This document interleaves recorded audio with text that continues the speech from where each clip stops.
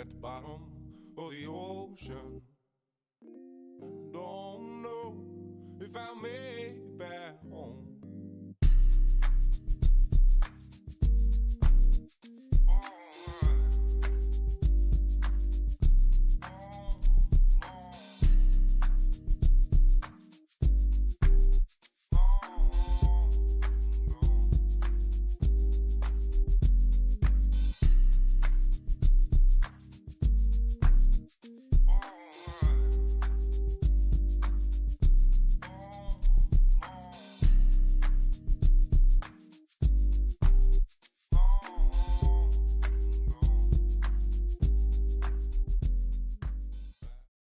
And welcome everyone to this Monday night. We are here once again with week number 3 for the Upsurge Minor League regular season here for this spring in 2021. My name is Orbital. With me, RMC, Random Minicaster, back on the desk, having a blast. RMC, how you doing?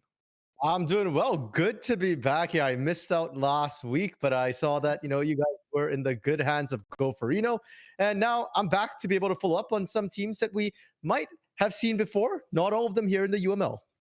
Not at all, but again, Fresh Blood is always fun to see what they bring to the Rift. Their kind of own flares and techniques that they like to kind of play with here. So today we will go ahead and take a look at, I believe that, we are taking a look at one of the divisions. I will pull that up here shortly because I am a little bit slow. We are looking at the Ocean division here. It is NEU Black versus Illini. And so we are going to have a blast here as NEU Black kind of are sitting at 1-1. However, they had to forfeit one of their matches, whereas Illini are currently sitting at 0-2. So they are out for a little bit of blood. Illini is a team that we've seen before here. They're not a new team last split, they actually went all the way to the quarterfinals and then only stopped short there. But this split, Orbital, like you said, 0-2, they are having a rough start to the season. And I think that speaks a lot to the strength, I feel like, of the Ocean division here, that a quarterfinalist is dropping games here.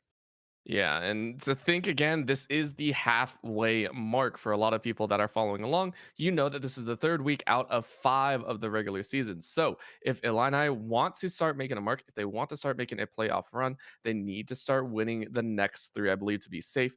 They will have to win all 3 of their next series, which again might be a tall task, but for the returning contenders in the playoffs, that might just be possible. We should be underway with drafts shortly. But we were talking a little bit beforehand about some of the picks that might be coming out with the patch that just dropped last week. Of course, Gwen is disabled. Same with Viego and Rammus. So no Powerball flying through the air and no creepy shadows crawling at you to take over your body. A little disappointed. I mean, Diego, I could take it or leave it, but Gwen, Rammus, I wanted to see those champions in here. Instead, we did see the likes of Vladimir getting a pretty large buff, might come into meta here. Moonstone getting nerfed, might hurt Seraphine, and draft has started up here. First ban coming through, though, is going to be an Old Faithful for just chilling. They're going to take the Ice Boy and then Yeti out of here. Yep. Don't want to let that one go through. And Illini go ahead and say, cool, you take one, we'll take away a global. The Galio banned away here, and then the Hecarim in response. So a little bit of jungle influence coming out here. Illini really getting pinched in that role. Yeah, off the bat here. Interestingly, both these supports, Sylvan for the side of Illini and Phoenix for the side of Northeastern here, like to play that supportive style champion. So that Galio being taken out here actually hits both their champion pools a little bit. And for the side of Illini, that tells me that they might want to try and isolate their side lanes a little bit, get a bit more of that 1v1, 2v2 matchup, and they feel they might be stronger there. Yeah, and you can see the hover here and making sure that the teams know. They trolling us. They know. I hope so. I hope so, because we don't want anyone to lose out a ban here in a very crucial game, right? Bans are obviously very important to a lot of people. It's how you utilize kind of pinching the champion pools, making sure that the enemy team can't get what they want. And that is going to be another ADC banned away. So Kaisa and Jinx, 2 top priority ADCs, are now taken off for game number 1. More importantly here, Kaisa for an Oink. And Oink for the side of Northeastern Black is a name that will be familiar to a lot of Upsurge fans here. Has played in the Upsurge Contenders League before, so coming down to the minor league is one of the focal points here for this team. Kaisa, an ADC that can really take over a game by herself. You want to remove it right away here, but they left Tristana up, which is the premier ADC, I feel like, in the current meta. It's weird to see Tristana as the premier, but it is very true. So that one's going to be locked in, either going to Phoenix or Oink, one or the other. Very fun to always kind of guess and play that game of, where's the champion going? Where are we going to see that champion played? The Leona band away, though, is kind of interesting, targeted towards Blue Sky down in the bot side. She will not be able to play that lovely champion. The Volibear is going to be locked in, another flex pick. So far, 2 flex picks for both teams.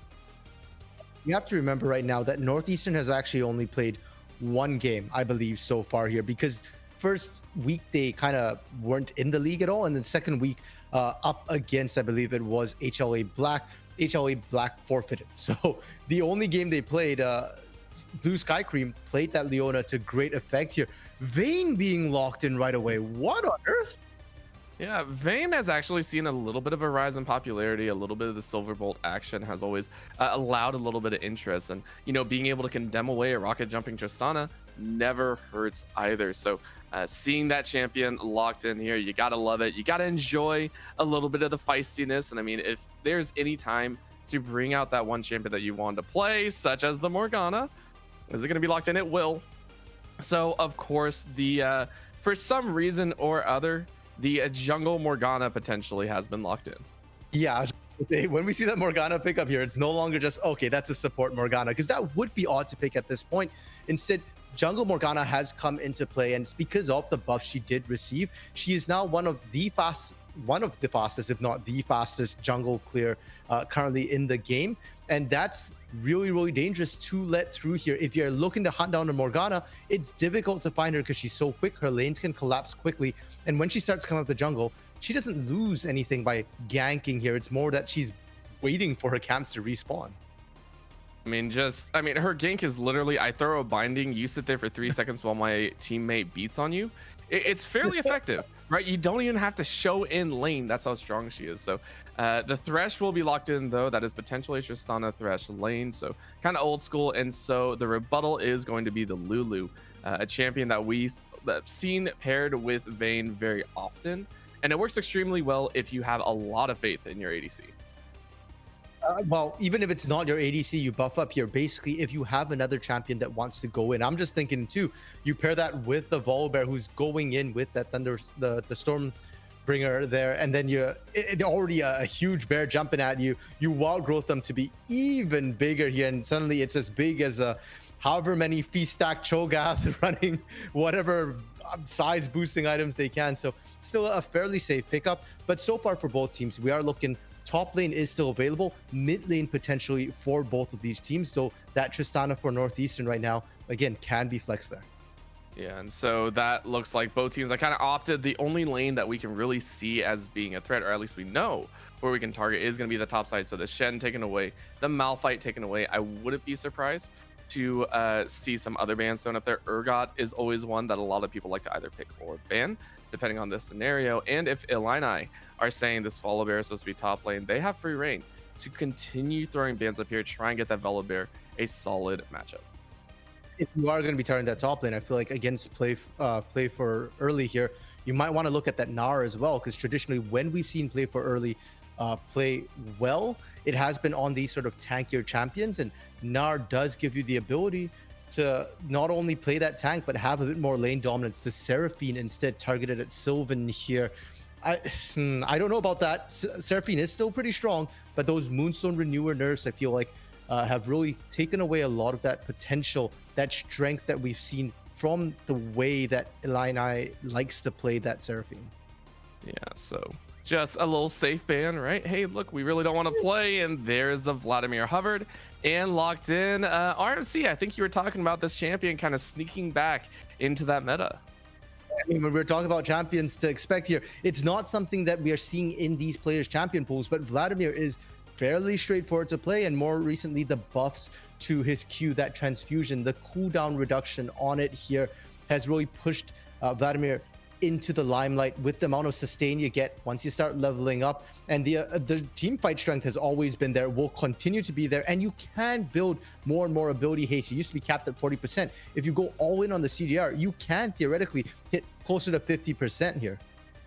Yeah, and I mean, another one that you like to play is going to be that Gangplank. So Gangplank is locked in, probably going to contest in the top side, whoever goes there. But the Lissandra hover, Lissandra we have not seen in quite a long time, but going kind of all in on the CC utility of that mid lane is going to be hovered and finally locked in. So Lissandra for Phoenix in the mid lane. I'm not really liking the Northeastern draft that much currently here, and what I feel like they're lacking a little bit unengaged. They've got really good counter engaged, they've got good poke here, but I'm just looking at who's going to kick things off. You're looking at a Thresh hook here or Morgana bind to land and then follow everything up. But if they just jump into you here, sure, you've got the Frozen Tomb, you've got the Soul Shackles, you've got lots of ways to kind of stop things, but just the burst damage I feel like is really strong. And now the Darius okay, so it could be Volibear top, it could be Darius top, because Darius is another champion that has been ripping up the jungle here. The blender has gone into the forest, and honestly, the clear times in the Darius are also pretty good here. I think Vanderbilt really made sure that Darius would not be too overpowered. I think there was a video about 2 months ago showing, or not 2 months ago, just last month, showing off that Riot was thinking of giving Darius 500% damage on jungle camps and all that. He could solo dragon at level 1, I believe was the consensus. So dropping it down to 300, so both Morgana and Darius getting those buffs in the jungle. I wouldn't be surprised to see this become a dueling jungle route between these two champions. potentially here. Morgana, well, the Darius buff in this particular patch isn't exactly 500%. It's No. 300% of the hemorrhage damage, which is still very significant, and one of the reasons why Darius can clear quite quickly. I do believe it's still not as quick as the Morgana, though. So if we're looking at just straight clear speeds here, Northeastern's still faster. But in terms of composition, Illini's composition, I like it a little bit more, but I still find it kind of odd considering what we're used to seeing on patches, 11.6, 11.7 here. That's all that this is breaking the meta, piecing together, what's strong, what's not, and pray that the glue holds. I mean, what would you have preferred to see for the side of Illini Esports? If you were to kind of be the one in charge of the draft, where would you kind of pick different, or where do you think it needs a little bit of work? So right off the bat here, just in terms of compositional, Illini's composition's got some pretty good disruption, but the moment you pick a Vladimir, you're looking for team fighting here. And when I'm looking at a Vladimir, I'm looking also for engage, some sort of reliable CC lockdown to let your team get into there. You've got Volibear, you've got Vladimir, you've got Darius. Volibear is the only one with any sort of gap closer here. So I suspect we're looking at that Volibear to engage. But once they engage there, there's really not a lot holding them down. And if the side of NEU just decides to start running away, throwing out those barrels for slows, so the Sandra's got slows as well. You've got a dodge binding, you've got a dodge hook. And if you don't dodge all of that here, I just don't see the Vladimir and the Darius being able to run in through the front to get the damage down. So what I would have preferred, I think, instead of seeing that Darius, and we now confirm it is a Darius, actually not confirmed yet. They're picking right now, they can still change it. I'd prefer to see something with a bit more lockdown, maybe a Malphite or, Malphite was banned, or maybe something like an Ornn here, which could just find a choke point, pinch them, and then let that Vladimir for Sylvan get in there. Yeah, I think another champion that a lot, or at least some, have kind of started opting towards is also that Wukong. Wukong coming out with a little bit of damage on them, right? And still having that cycle and the knockup is always kind of nice, but still gonna be able to use that abduction skill, being able to draw them in. Maybe that will be the turning point. But yes, they have very little kind of chase down potential, right? You can chase all you want, but you're never gonna lock them down. So we'll see what they can do. Now on the flip side, you have a good mixed bag of everything, but it also feels a little lackluster sometimes. To me, at least, the Lissandra in the mid lane definitely surprising me in this composition. That Lissandra that they're picking up here, I feel like, is meant to deal specifically with that Vladimir here. If you go into your pool, pop up, you get locked down, you can potentially get burst down there, and that's what the Lissandra brings to the table. It also helps a lot with that Vayne here. If that Vayne ever goes in, you have to make sure you don't get frozen tombed, or that you've got cleanse, QSS, something to get you out of that frozen tomb immediately, or else you just get bursted down. So I like the pick in terms of responding to what Illini has brought to the table here. I just feel like, again, the issue I brought up, that there's no real tank, there's no real engage on Northeastern, and so they're constantly going to have to play on the back foot, letting Illini decide how they want to engage into them. Yeah, and allowing a team to engage, you better be ready to react, you better be ready to scatter if you need to, and re-engage at the proper time. So we'll see how they play with that. Again, right now, Illini looking for a little bit of blood, looking to put their first win on the table. NEU looking to kind of prove their mark, right? Show that they deserve to be here. Like you said, they got a little bye going in, and then they had a forfeit in game 2, week 2. So really looking to show off the skills that they have. With both these compositions, I know you said you were a little bit slated towards Illini's side. Moving into that mid to late game, where do you see the power coming from? Like, where do you see the potential threats from either side coming out from? Frankly, from both these teams, they've got threats in almost every position right now. NEU's just running threat overload, tons of damage from everyone. So late to mid, anybody on their side. For Illini, I'm looking primarily at one Dill here on that Vayne, because every time you see a Vayne, especially when they're paired with a Lulu, that's always going to be the first thing your eyes are drawn to. If you don't kill the Vayne early, they will run and take over a fight. But Orbital, I'm not sure the game's going to get to late, and I don't think NEU wants the game to get to late here with their composition. You've got a Tristana Thresh in the bot side.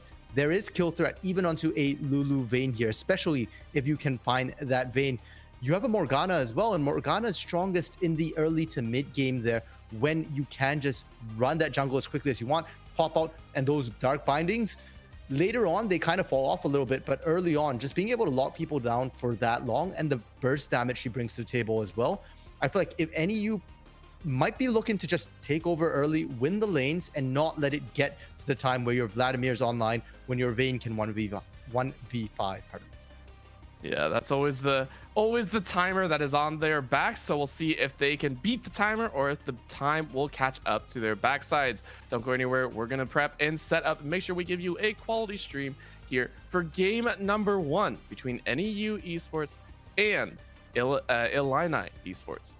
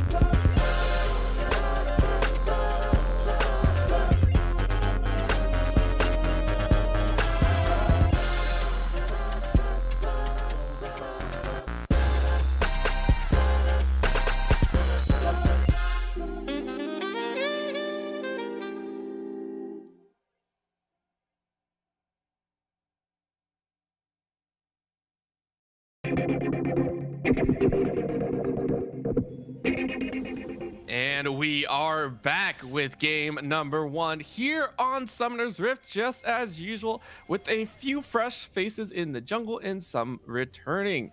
Let's go ahead and take a look at our teams. On the blue side is going to be NEU Esports coming out. It will be Jabem in the top lane, Wunks at jungle, Phoenix at mid lane, and Oink at ADC, and Blue Sky Cream rounding out the support role. And on the red side, it is Illini Esports here with Play for Early in the top side, just showing in the jungle. Sylvan, Kestrel mid lane, One Dill as their ADC, and the Valiant One as their support. Yep. And already we see some shenanigans coming out. I will say the one thing that I will almost always say, Morgana, even before this patch, felt like a somewhat competent jungler. The only thing you have to be worried about is the early invades, right? Getting invaded early, and because it's a Morgana, right? It is a Morgana. You will lose some health in the early stage clears, so you have to be a bit careful. Yeah, and that's one of the things about Jungle Morgana currently, is that if you don't catch her pretty much right off the bat, she is so fast at clearing the jungle. If you try and punish her and you don't kill her, she is going to simply out farm you, out jungle you, and maybe even get some invades off here. So Play for Early, I don't think he can actually find anything here against both Jebem and Wunks, but they're certainly going to try. Oh, well, Wendell actually found Oink sitting in a bush and gets a good couple tags out. So the ADCs go ahead, trade a little bit of HP. Surprisingly, in the ADC role, Oink actually opted for the early game rune here and went for that early Hail of Blades. Yeah, I mean, it's still pretty meta here to let your Tristana dominate early. And we see that Wunks is starting at that blue buff. So they obviously are looking to, clear, look for the bot side, get that Tristana really snowballing here. And I think it's a great idea against the Vayne, who does take a bit of time to skill up. It's a little bit of time, and looks like it's battle for level 2 as both bot laners hit it exactly at the same time. So Dave's off any level 2 aggression from either side. Oh, Blue Sky Cream here. Ooh, that's going to be a hook. And an Ignite goes down, so immediately saying we want to go for the kill. Guardian goes out. One more auto attack is going to do it. And that's just an easy first blood. Make it simple. Make it clean. NEU Esports say we're on the board. And you have to respect the death sentence coming out from Blue Sky Cream there. You cannot just say, okay, we can probably handle this. No, you can't. Even if it was One Dill who got tagged there, One Dill probably would have gone down if they don't burn cleanse immediately. Great startup, and you didn't even need the Morgana gank. So now when Wunks does show up there, well, actually, bad timing. Oink and Blue Sky Cream are backing. I was gonna say, if they stick around, they can't just look to punish immediately with another gank. And I mean, that could be the option. Chillin saying he wants to play on the top side here. This would be a pretty risky tower dive, I think, but to wait for it. Prepped and ready. Wave is gonna crash. Jabem goes, all right, cool, let's do this. Drops a barrel, can't really contend, and he's just gonna get auto attack, double flash in, and Chillin gets out. However, Phoenix ready to go, misses the Ring of Frost, but might get the auto attacks, is gonna get that one down, and now Play for Early is gonna have the full hemorrhage stack. So Play for Early comes out with 2. Follow a teleport from Jabem is gonna try and chase him out, but Play for Early is completely out of that jungle. Oh, wow. Okay, this is really bad, actually, for the side of Northeastern in terms of what just happened topside, because they've blown 2 TPs there, and Jebem actually missed majority of that big 1.5 crashing waves into them. Play for Early gets a double kill as well. That top lane right now is going to be nigh unplayable for Jebem. Northeastern simply cannot play around that top side, and if Illini sort of identify that, right, Sylvan able to pull away, they can continue to just ignore the top side, play around the bot side, get One Dill back into the game, even ahead here with just constant bot lane focus. Especially with that Thresh roaming and not really getting anything out of it. One Dill feels okay to pressure up. The wave will be crashing back into them, so it's gonna allow for a little bit more CS soakage here. However, keep in mind the gold differential right now, already 400 gold behind, down a dagger. Not exactly the worst part in the world, but still gives a lot of priority over to Oink and Blue Sky. Yeah, and that dagger for Tristana feels so much better because you're trying to apply those explosive charges as quickly as you can here. But Orbital, I do want to point out that the biggest gold discrepancy right now, or one of the bigger farm discrepancies, pardon me, is actually in the jungle. And I want to highlight this because again, it's that Morgana jungle, which is now becoming popular, and she clears it so quickly that this lead is just straight off farming here. Straight up farming, but this is why it is. And Chillin says he wants to try and go in, but Phoenix throws down that frost ring and goes, all right, I hit it this time. You ain't catching me. And that's going to be repeated here. Trying to gank Phoenix is going to be incredibly difficult for the side of Illini. And that's why I said focus down to your bot side, because Sylvan doesn't have CC. Just Chillin isn't going to be able to apply theirs against a slow and a root here. But the bot side, now that is something you can punish. Thresh is not mobile, and sure, you've got a Flay, but there is enough CC coming through from the Valiant one and chase damage coming through from Wundil. I also feel mid lane is just gonna be like that stalemate after a while. Just both junglers gave up on ganking it once or twice, and they're like, all right, we're done with this. This is terrible. So they focus on the dragon. Woonks is the first one to make that move with Blue Sky and Oink in tow. Ocean Drag goes the way of NEU Esports with the Cloud coming up after. Nice pickup here. It's going to be especially good for Jebum, who is struggling a little bit right now on the top side. And they're repeating the gank here. Not yet level 6 for Just Chillin. I don't need it because play for early is level 6. That was actually a tower slap, I think, by Just Chillin. He was actually false. So that is going to be a good trade 1-for-1 as Jebum is starting to take a brunt of this pressure. They might not have needed that level 6 for the kill, but they certainly needed it for the survival. Their bot side, a bit of a trade as well. Wow. Ooh, and Blue Sky actually went for the hook, got the flay, and got heavily punished for it. About 4 silver bolts straight to the back. The regen coming through from Wundil as well, just from the pots, is going to make this a decent trade in the bot side. But look at what they're losing for it here.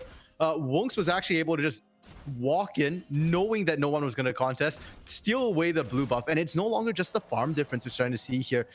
Wonks is starting to get control over the enemy buffs, and it's not because you can outduel, it's just you're that much faster, you're that much safer. And going for those early lucidity boots, you can actually see both junglers opting for it. It gives so much more to Wonks though, right? With that pool ability, you sit there and every time it hits a neutral camp or one of the major buffs, it is a reduced cooldown. So that's going to be a hook once again on Valiant 1. Good connect against the wall. Top lane decides that that is where the battle is going to go. Play for early is able to draw a hook, and the Cannon Barrage is going to be thrown down by Jebum. And he is going to get a couple good barrels to the chase. It's fully in Jebum's hand. The Ghost being popped early, but Jebum, I don't think, is going to be able to follow. Cleanse used in the bottom side, so everyone burning summoners left and right. And so far, the losing end will be Illini. And honestly, that was play for early, just not respecting the damage. You can't sit in the middle of a cannon barrage like that there. If they didn't do that, I think they would win that trade. They can walk back, they can continue to lane. But for now, that buys breathing room for Jebum. So great for Jebum here, able to continue looking to scale up. And I feel so bad. I think I changed his name up on you twice now, and you're just like, this is terrible, doing this to me again. But Jebum, we'll go with that, is going to go ahead, collect a plate on the top side, and even out the CS, which in the case that he's down 2 kills, I think that is honestly a miracle in itself against Darius. Yeah, Gangplank doesn't really win that matchup in the first place here. We have to remember that Darius was sort of the last pick here. It's supposed to be the counter of choice for the side of Illini here. So the fact that Jebum is doing so well, great for them. However, the back timing right now should give Herald over to Illini because no one's there to contest it. No one's there to contest, so Just Chillin goes ahead, secures himself and his team a global objective and a potential top lane tower break. With how much pressure has been going up there, I wouldn't doubt to see a third tower dive plus a Herald drop. Yeah, I mean, they do have a pink ward there this time, so theoretically Jebum should be safe from at least one dive here. And instead, my eyes are actually more looking at this bot side because Anoink and Blue Sky have been punishing that bot side turret right now. There's only 2 plates left onto it, and if they can push off Wundil or Valiant 1, they can instantly take that turret with a Tristana. Oh, they're zoning out. Yeah, this is actually a very smart play, I feel, from NEU. They understand that top lane was a potential, so they say, cool, let's make a play first before the Herald gets played, and they go, yeah, we'll just take first tower. And now that first Herald is completely negated. NEU come out with a beautiful macro play. Yeah, just as we were saying, you know, you just need to push out either one to a Valiant one. They somehow actually completely cut Valiant one out from even getting to lane, and now they're looking to respawn topside, but that ward just bought Jebum some time here. He's gonna stick around. I don't know if he wants to. Doesn't have the ultimate, and it looks like they're just gonna try and trade. This looks like a trade of towers, just trying to get some of the gold back. I'm not sure if this is actually the right play. You can see the hard rotate coming out from NEU as they rotate their Tristana mid, and the rest of the squads are roaming up. So crazy macro swap here. They're doing this all in the early stages, but Blue Sky coming around the back. Woos is here, and this could be so damaging. Soul Shackles after the flash is going to catch both, and the root goes down on one. Play for early now in a 3v1 situation is going to lose his life, as well as Blue Sky, I think, picked up both of those kills. Didn't even get the mid lane jump in. Oink actually tends to sacrifice, chose to jump in, chose to jump into the Hemo Plague. These guys are absolutely testing the limits. Well, I think Oink did the right thing. They're trying to buy time here, and you can see Sylvan is forced back out here because they knew Wungst was coming in. And are they going to actually turn this? Okay, no. Let's see the jump in from a Tristana one more time into Sylvan and just watch what happens. That's all I want to say. I don't think you get out that second time. There's no Hemo Plague needed. Oh, they found Valiant. Yeah, and that's going to be a very nice wild growth to stop the rocket jump in, and that's going to be a kill. Oink jumps to his demise. Well played by the Lulu.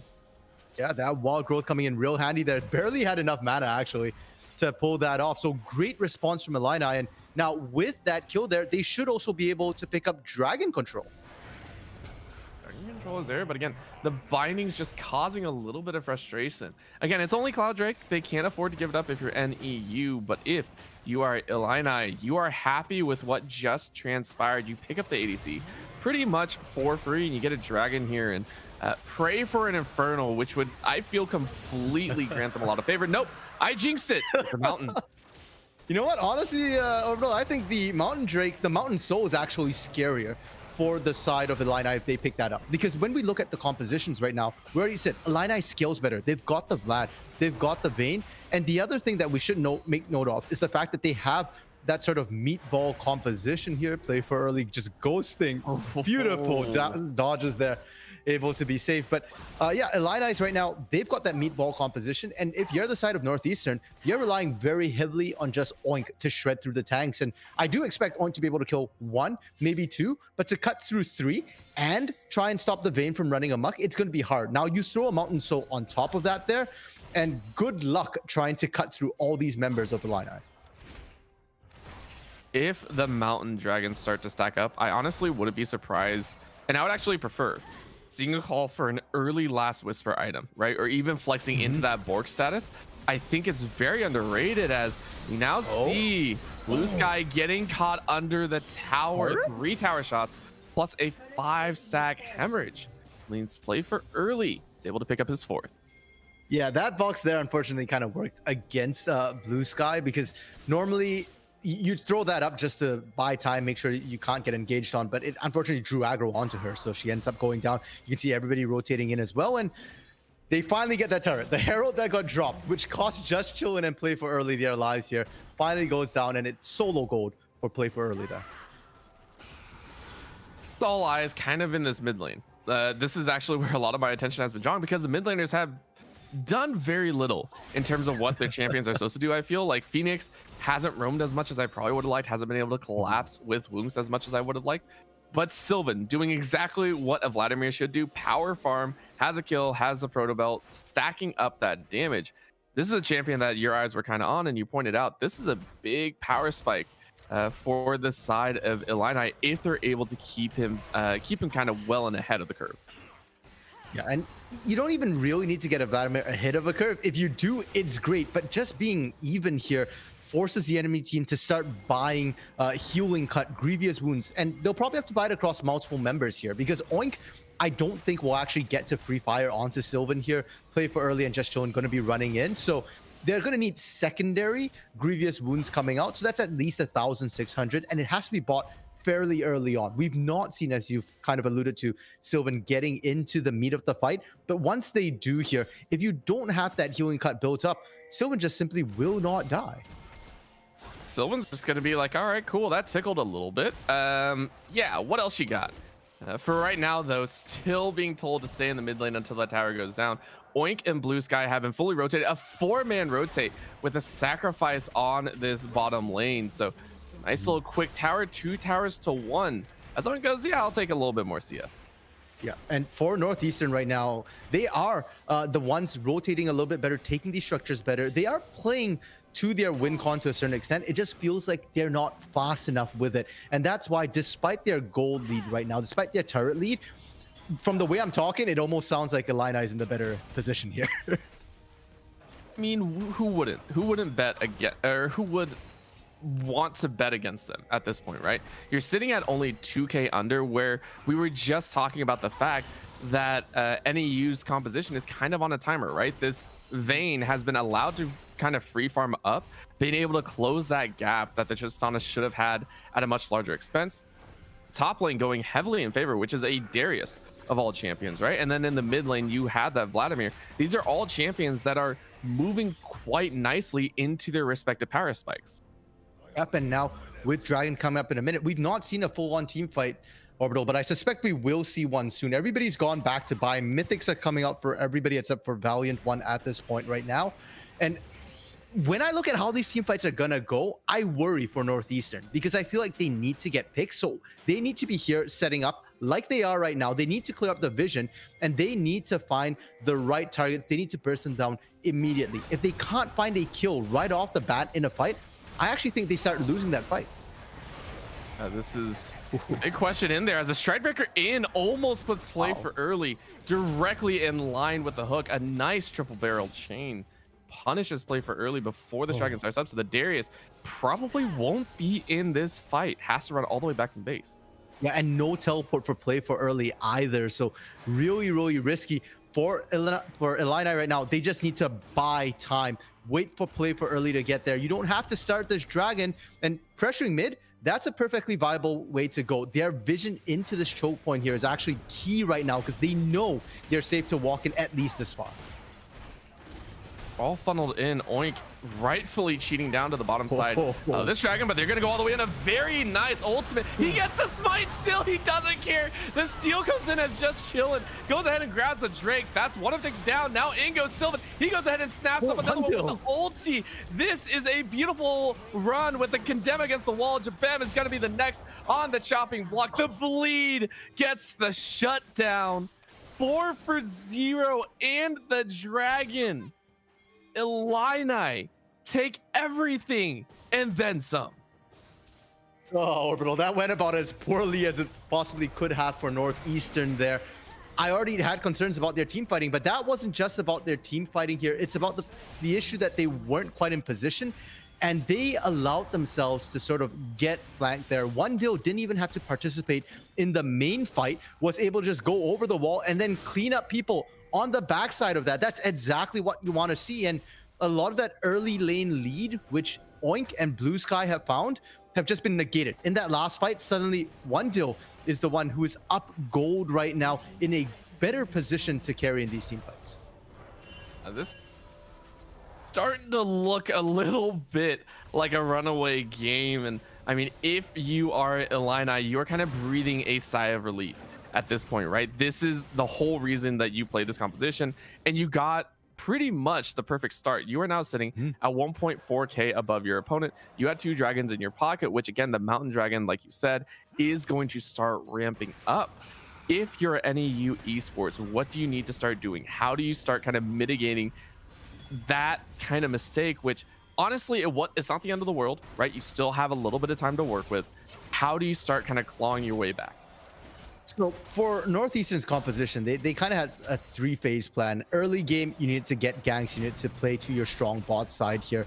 That time's already passed. Mid game right now, what they need to do is they need to find picks here. They can continue. Their siege is actually a possibility here, though they have to watch out for being engaged. And you can see if they can set up a siege, they can look for picks, or they can just burn down a turret. So they're still doing the right thing here, and they need to get vision to look for those picks to find kills.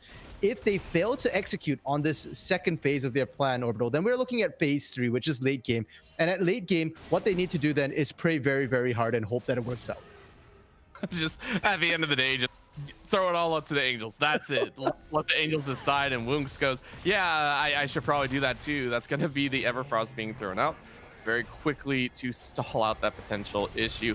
Play for early, though, is coming around with a little bit of a swoop in on his own, and that's just the dunks coming in. Woos gets off the Zanya's just in time, and that might actually turn around. Health bars extremely low. They all sat in that cannon barrage, and that is going to mean the engage is on. Oink gets the shutdown.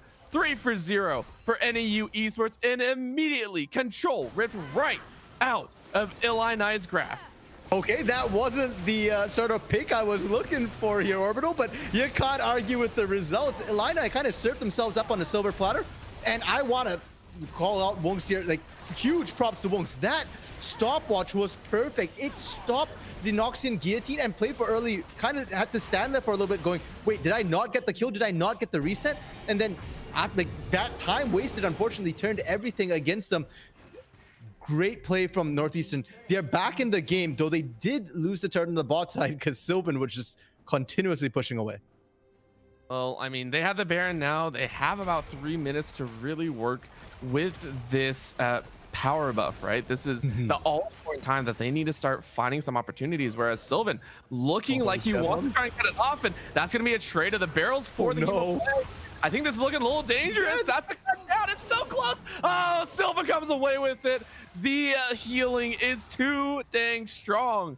Vladimir now getting pinched in as Oink says hello. Huge heal though, as Blue Sky is second guessing everything that's gone on the hook goes wide, and that means all out war. He's gonna try and take one more with him, but the shutdown from Shisana means no more death in his grasp. However, mid lane left completely exposed. Woonks now getting jumped on. Noxian guillotine in the air, but the bleed is gonna go through. He's gonna try and heal up. No, it's not able to get it. He is going to fall overall. 3 for 1 going in the pockets of Illini Academy, or Esports, very sorry.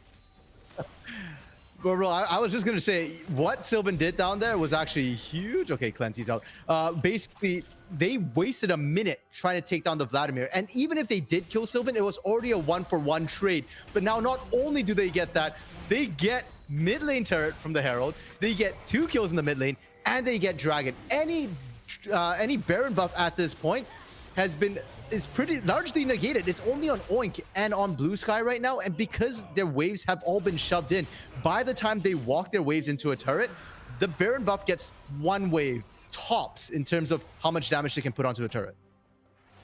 And I mean, what can you even do with that, right? It's like, oh, okay, I tagged you a little bit. That's going to be great for 6 minutes later when we take the next Baron. We don't even know if we're going to take the next Baron, right? Gold pretty much dead, even only 500 difference, but that's made up for the Dragon stats. Levels in disproportion, I feel, right? You see the Darius, and actually most of the levels going in favor, I think, of NEU Esports, but still fairly close. Vladimir, though, highest in the game, level 15, about to hit level 16, already has the Cosmic Drive ready to go for what's a little bit more, but how to cut someone off. The Lulu is unfortunately the recipient of a lot of pain to the face. I guess we should also point out that Valiant One is the lowest level member on the map right now, only level 10, and that's what happens if you get caught out. You ain't Sylvan, you don't have the levels, you still have to group together, and right now vision is sorely lacking for Illini here. Their top side was completely dark, and that's why Valiant One got caught out there. I like this. A little bit of quiet, a little bit of cheekiness. Play for early is going, I smell something wrong, and it quickly runs right back out. And again, these two compositions feel like they're going blow for blow, but it's not really a blow for blow. It's a secret punch for a secret punch is kind of the way I see it, right? Every so often someone comes out with a secret kill and the other team responds by hiding in a brush and getting a kill. Like, it's not really like they're contending except around some of these global objectives. No, it's not so much blow for blow as throw for throw here. I mean, there was really no reason to get caught out in those positions here. But to be fair, it is kind of like what you're saying here. That these secret punches, it's not necessarily netting them huge objectives every time. Yes, it did get them the Baron. Yes, it got a dragon for Illini as well. But you're kind of risking it, and you don't have to. Illini just needs to really group up here. There's no reason to split push. You don't have a TP. So if you're together, there's nothing that Northeastern can do. If they send Oink to go and split push somewhere else, sack that turret. You can force the turret on the other side of the map, because without Oink, they don't have kill threat. Oink, they are nothing without the pig with so much damage in his pocket right now. You know, Oink has so far amassed himself 3 items comparable to the other carriers. I think actually the most items of anyone in the game currently. So big damage threat, big threat index. If he is able to pump out the damages, and that's of course the hard question to answer. Everyone recalling off the top side as Dragon will be up in 2 minutes and 10 seconds. And so far the teams are just kind of content in allowing this kind of free farm phase to continue. And if I was Illini right now, I'd be okay letting the free farm continue as well, because first of all, we skill better, and secondly, Northeastern is not building effectively here. We talked about grievous wounds. So far there's 1 grievous wound item on all of Northeastern, and it's the one that doesn't do anything. It is that Bramble Vest coming through for Blue Sky, but Bramble Vest only procs off attacks, and Sylvan should never be auto attacking Blue Sky here. If you ever do damage them, it's going to be off your skills, your transfusion, your tides of blood here. So right now there's effectively no healing cut on the side of Northeastern, and no one still is building into it. I don't care how much damage Oink does if you can't kill Sylvan at the end of the day. Yeah, there was a change, however. There was a change where Bramble actually does proc off of pretty much anything that's thrown at you, right? Which does help a little bit more. It's not just auto attacks, right?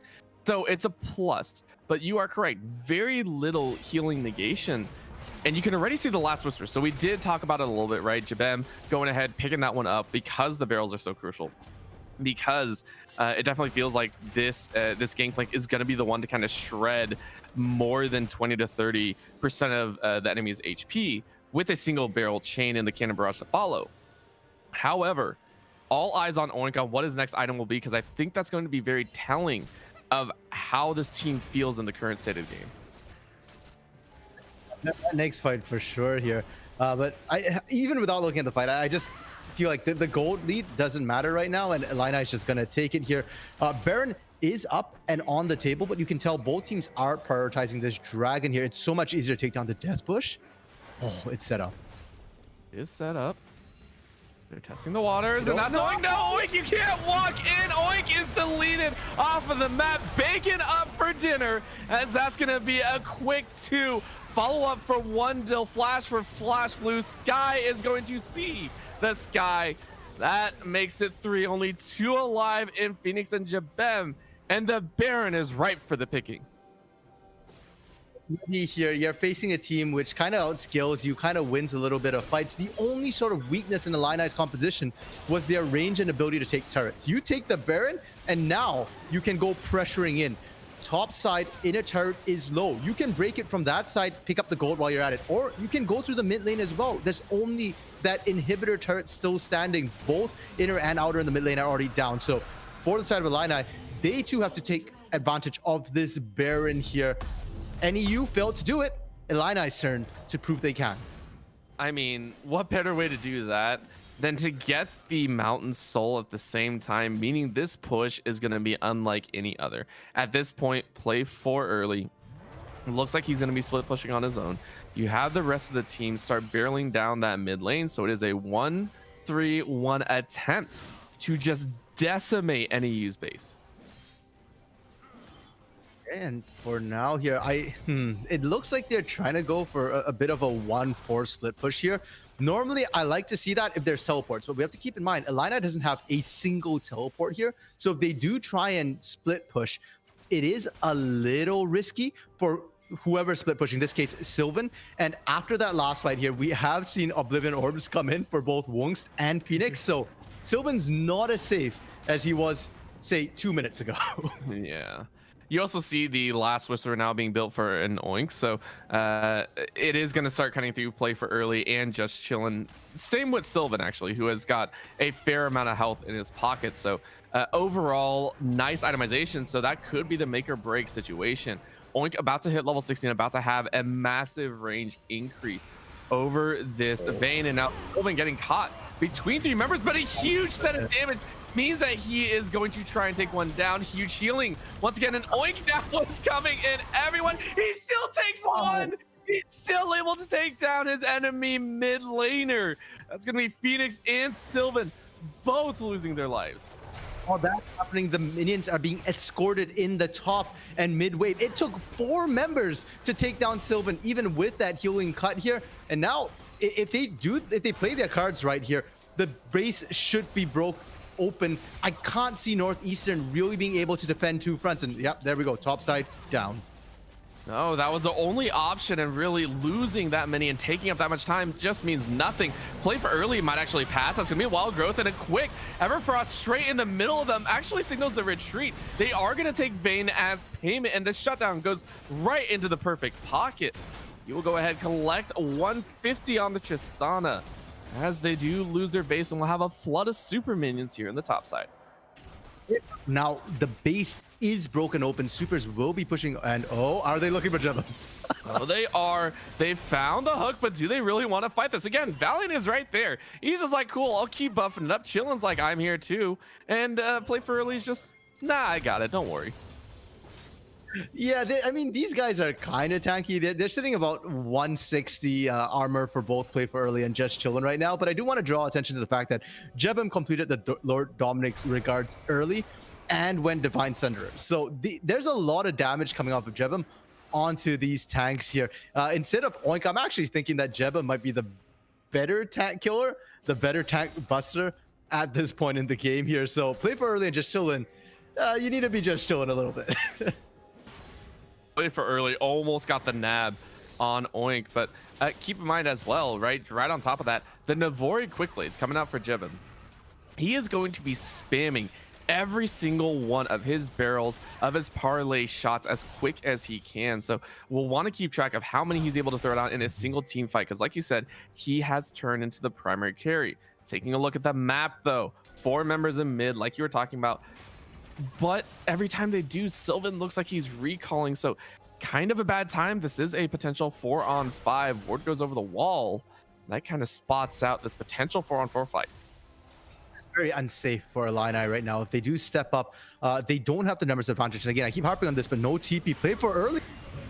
That's going to be a little swap. Black Shield goes in. Hook lands on the Darius. He's going to take a lot of pain and immediately runs back out. Says he misjudged it all. Now the Bear is actually going to pay for Darius's mistake. Follow up through. Everfrost can't land, so Phoenix can't collect. However, that is still a single kill. That's all they needed. Stalls out any type of push Illini were going for. Eastern can sit back and collect the farm here. Baron's not up, and neither is Elder for a minute 30. They will come up at the same time here. So for Northeastern, right now, all they need to do is sit back and collect gold from minions. If you want to feed them champions, they'll happily take that too. And Illini really had no reason to be in there. If you wanted to, you needed to be as all 5 pushing down the mid lane here with some side vision. You're pushing into the dark enemy jungle. Ooh. Okay. Phoenix burning that Zanya's with a couple crucial objectives coming up shortly. Sylvan happy with what he got. He didn't burn really anything there. That said, Zonya's, it's about a 2-minute cooldown here. So if they can stall out Dragon or Baron for 1 minute, it'll be back up, and that's very doable. Elder is a lot more difficult to take down. It's so much tankier. And Valiant to use that cleanse and can't do it. Illini walking into their own dooms. You called it earlier, just saying it's the League of Throws. Here, that's the resurrection. Use the GA. Not going to sustain it for much longer, but Sylvan goes ahead. Let's go ahead, try this out, and the damage might be enough. Huge burst of blood. Sylvan turn this fight around in an instant, and all of a sudden, Illini go cool. We will take the Kradra. We will take the ace, and just like that, Illini rip control back. They will storm the base. They can just end right here. They've got supers coming the top side as well. Really well played. And if there's ever a 1v5 orbital here, Sylvan just basically did it with his Vladimir. This is why Vladimir was strong before. And now with that transfusion buff, just, I mean, it's ban worthy. So ban worthy, it feels like, in just the level of pressure it was able to apply leads Illini to a 1-0 in the current series. And this is only game one. It is a best of 3 here, Orbital. And frankly, Northeastern did not perform poorly here. They performed really, really well. And frankly, I felt beyond what their composition should have allowed them to do. The way they kept finding picks onto Illini here kept themselves in the game for so long. If they had just built Grievous Wounds a bit sooner here, I feel like maybe they probably still wouldn't have won, but they could have probably extended the game even further. Yeah, and again, it's the little things, right? Getting caught out every so often, right? Maybe overextending in their fighter too. Come around though, taking a look at their composition, right? That mid lane, Lissandra didn't do as much work as we thought. What about the Morgana? Thoughts on the Morgana after seeing it in game number 1, as we might have a swap, and Illini might have a chance to pick it up for themselves as well. Honestly, the Morgana pick, I thought it did mediocrely. Wungs did well on it, right? Like we talked about that stopwatch being so critical in the early fights. Wungs power farmed, went in, stole camps, did everything right, I feel like, on the Morgana. The issue, though, is that it is Morgana at the end of the day here. You're looking for picks, but if you don't have enough damage to burst somebody down immediately, it's not ideal. Would it be worth picking again? Sure. I don't think it's the problem. I think you can go again with that Morgana if you want. But if you do go with that Morgana, I do think you need tank from, or engage, pardon me, not necessarily tank, but you need a better engage coming from either the mid or the top, more safe, more reliable, because Lissandra couldn't do it. Every time Phoenix tried to initiate, you could see that they were almost forced to Zonias immediately. Same thing with Jebin there. Yeah, the barrels are great. The cannon barrage is great, but that's not your primary engage. It's more secondary or set up for the engage. So we'll see if the draft changes up at all. However, Illini up 1-0 on the cusp of coming away with their first series victory. We'll see if NEU are able to bring it back here in game number 2, or if they will fall to the wayside and have to wait for week 4 and 5. Don't go anywhere. Our series here at the Upsurge Minor League week 3 will continue after this short break.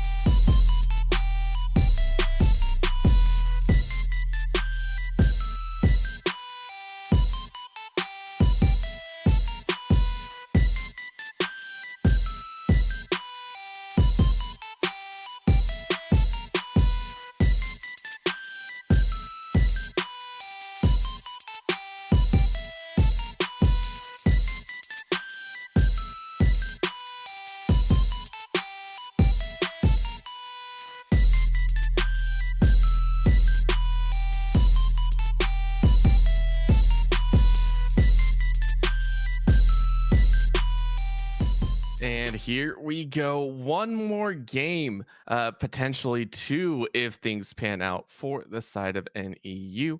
Again, Illini coming out strong in game number one, not without their hiccups, but still a strong showing towards the end, especially Sylvan on that Vladimir. Yeah, that Vladimir is absolutely massive. And I don't want to make it sound as if Vladimir needs to be banned, because there certainly are ways of dealing with it here. Lissandra, there are reasons why you'd pick that Lissandra there, but it's certainly not for the scaling. And if you, one of the key ways to shut down Vladimir is just to punish them early. There's not a lot of CC. And every time you use that Sanguine pool there, you burn a significant chunk of your health. So it's not sustainable to keep dodging ganks that way either.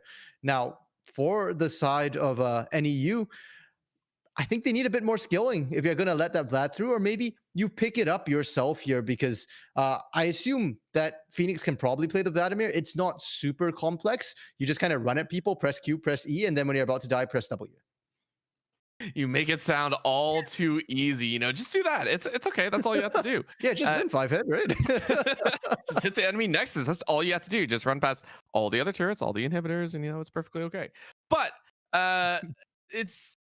it's fantastic to watch this and be able to kind of see them, how people will try and get around some of these things. So will they ban away the Vladimir? Will they take the Vladimir? No one really knows. However, once again, Illini this time on that blue side, so they have the opportunity to be able to pick it up and run it again if they wish. But again, what do you see, or what do you think needs to change for the side of NEU esports here? Like I said, draft either better engage here or better scaling, because they put a lot of eggs into the Oink basket with that Tristana, and it's not like it didn't work. It just, if you're going to put all your eggs into one basket, you need some protection for that basket. And Oink didn't have sufficient peel. Blue Sky Cream, I feel like, did a great job trying to disengage. The lanterns were on point, but it just wasn't enough. And there wasn't enough damage. If Oink was running, Oink is not putting out damage. So you've got to pick your poison here. Just engage. I think what I want to see is engage. That's all we want to see. Just get a Sejuani, get anything that can lock them down and give us a chance to kind of have that gunpowder, that ignition source, right? So I definitely agree with that. Maybe throw in, like you said, a little bit of change at the top side. Maybe that Ornn coming out here, even though it feels a lot more sluggish, that is an opportunity now coming out for the side of Illini. It wasn't all smooth sailings, right? Couple points, they got pinched where they probably shouldn't have been, right? Losing out on the first dragon, not getting the first tower like they probably wanted to after getting the Rift Herald. Where do you see that they need to improve? Is there anything with the draft that needs to change, or do you think they're fairly solid? Maybe just clean up some of those macro game rotations. Well, draft wise, their draft was it's workable. It wasn't terrible here. Like we said, the meatball kind of works. But again, if they draft themselves a bit more consistent and engage, play for early probably wouldn't have died quite as much. And maybe a bit more range for one Dill, because the Vayne pickup that early is kind of risky to me. And you could see that one Dill had problems getting into the fight without dying. The sheer amount of damage coming out here from NEU was enough to burn them down. Vayne also needs to get in there. A good buster shot can just disengage the Vayne completely, and then you can't pump out the damage. So the Vayne's okay, but if they do pick it again, I'd like to see it later on. The issue was more how they were playing in game. They were playing like blind people for most of it here. And I mean that quite literally, because they refused to set up the vision they needed to. If you're going to play aggressively, your vision needs to move up with you here. If you've got all the vision in the river, but you're looking to push into a base, all that's going to protect you from is a super long range flank. And that was never going to happen with a gang plank here with a Lissandra. Maybe the Lissandra looks for it, but it's still highly unlikely. So I would like to see Illini cleaning up their vision game here. Their objective game was great, but again, it could have been better if they had the vision. And then not only can they get the objectives, they can also pick up kills. A lot of times they did get kills and then objectives, but part of it felt a little bit like luck. Yeah, and I mean, luck is a part of it, but you want it to be as clean and as stable as you want. So I definitely agree, hoping to clean up some of those actions, hoping to clean up some of that vision disparity, and maybe even clean up a little bit of the laning phase, right? Not giving over some of the early kills, not letting, or at least respecting, excuse me, some of those opportunity that were kind of gifted over to NEU esports. So with that in mind, we know the Vladimir is coming out most likely as we hopefully will get into draft here shortly. Actually, we are in a draft as we are going hopefully to the live feed, and we will see what they decide to do, so we don't have to question anymore and guess what's going to happen. We will see it with our own two eyes. Once again, Illini going ahead and banning away that Galio. They do not want that champion anywhere close to the Rift. And NEU go ahead, cool. We'll go ahead and still ban out that NEU. Yep, and for Illini's bans here, I don't expect to really see much of a change. You know, you ban out the Galio, Kaisa, Leona. That works as well on the blue side here. You have first pick. Instead, NEU's now forced into a bit of a position where they've got to think about, do we want to let that Tristana through here? Because Tristana can just be first picked, can be played. And we already saw what One Dill could do on the Vayne. We saw an Oink run the lane on the Tristana there. They can always just do... If you get the Tristana, it can be Illini running that one there. Yeah, and I mean, there are so many good power picks, but there's always so many others as well. You leave one, you might have to leave two more, and of course everyone has to kind of decide. So NEU Esports, they're hovering it. It might have to be that respect ban coming out here. If they do, I think that will take the place of the Seraphine ban that was there prior. That will go ahead and be banned away. So no crazy blood crazed fool will be running around on this Rift. Instead, we just get a gunslinging crazy one. Totally different. Okay. The Jinx was the change in the bans here, so it was being let through. But again, first picking the Jinx does surprise me on the priority that Illini is really putting on this Jinx here. You give away that Tristana, and Jinx is going to struggle early game.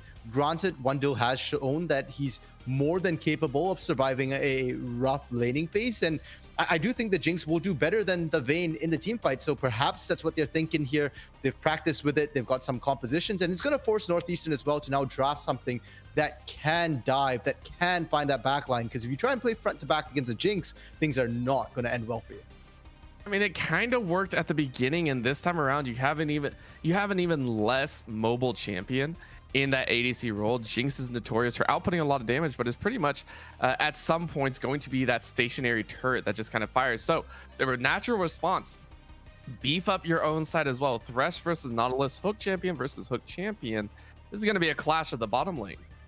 Yep, I actually like the Nautilus pick a lot, not only because it counters the Thresh. It's often known you pick a hook champion into Thresh because Thresh goes immobile when he's throwing out the death sentence. But the other thing too here is that if Tristana jumps in, Rocket jumps trying to get those explosive charges off, Nautilus, you just throw out the hook, you land the stun here, you chain it with the chompers, and suddenly it's going to be an Oink on the Tristana who has to be careful, who might get burst down, along with all that CC here.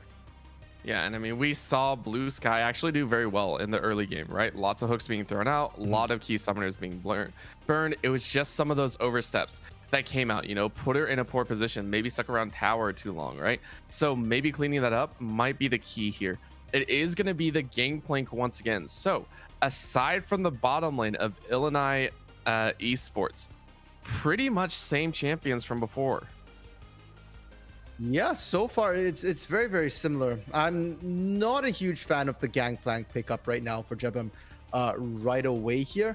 It did decently, but you're kind of tipping your hand here unless they think they're going to be able to flex that gangplank, you know, into the mid lane for Phoenix. You're showing that's going to be topside. And now if you're looking for a tank, you're looking at either jungle or mid here. If I'm the side of Illini, I just pinch that jungle pool right here. Yeah, might as well. I mean, the Morgana did okay on the clearing. It was pretty quick, but why not, right? Zero reason is going to come out worse for wear. 15 I think seconds we lost left. you for a little bit there, Orbital. So I'm very sorry. Very sorry. I decided to wane in and out with my camera. It is one of the epic skills that I have been able to transcend over my internet. It is the most amazing skill. If you want to learn it, just you know, pinch your Ethernet cable every so often. It works like a charm. Shen is going to be banned away. So top lane, definitely hammered. Yeah, and this time NEU's letting through the Seraphine. I think that's a better thing to let through. I mean, it's still risky in a way because Sylvan can always play that to a very, very high degree here. But once again, I feel like the name of the game for NEU is engage here. I mean, okay. I hear the doubt in your voice, and it's one of my favorites, and it's locked in. So doubt all you want. Bring us that knowledge from a random minion. Come on. Okay, so I'm not. It's not so much the Nocturne pick that's making you kind of go, hmm. I like Nocturne. I think it can work here. But if you are picking that Nocturne right now, you need some sort of follow-up engage. We talked about the fact you needed somebody to dive the backline on the Jinx. Nocturne does that great. Now, I need to see you pair it with a mid laner who can follow up here. Whether it be something like the Orianna, where you just drop the ball and you can go in with the rest of the team, that can serve as a form of engage. Or something like maybe an Echo, which can just follow up. Or is Galio? No, Galio got banned right away. I was thinking you can follow up with the Galio as well.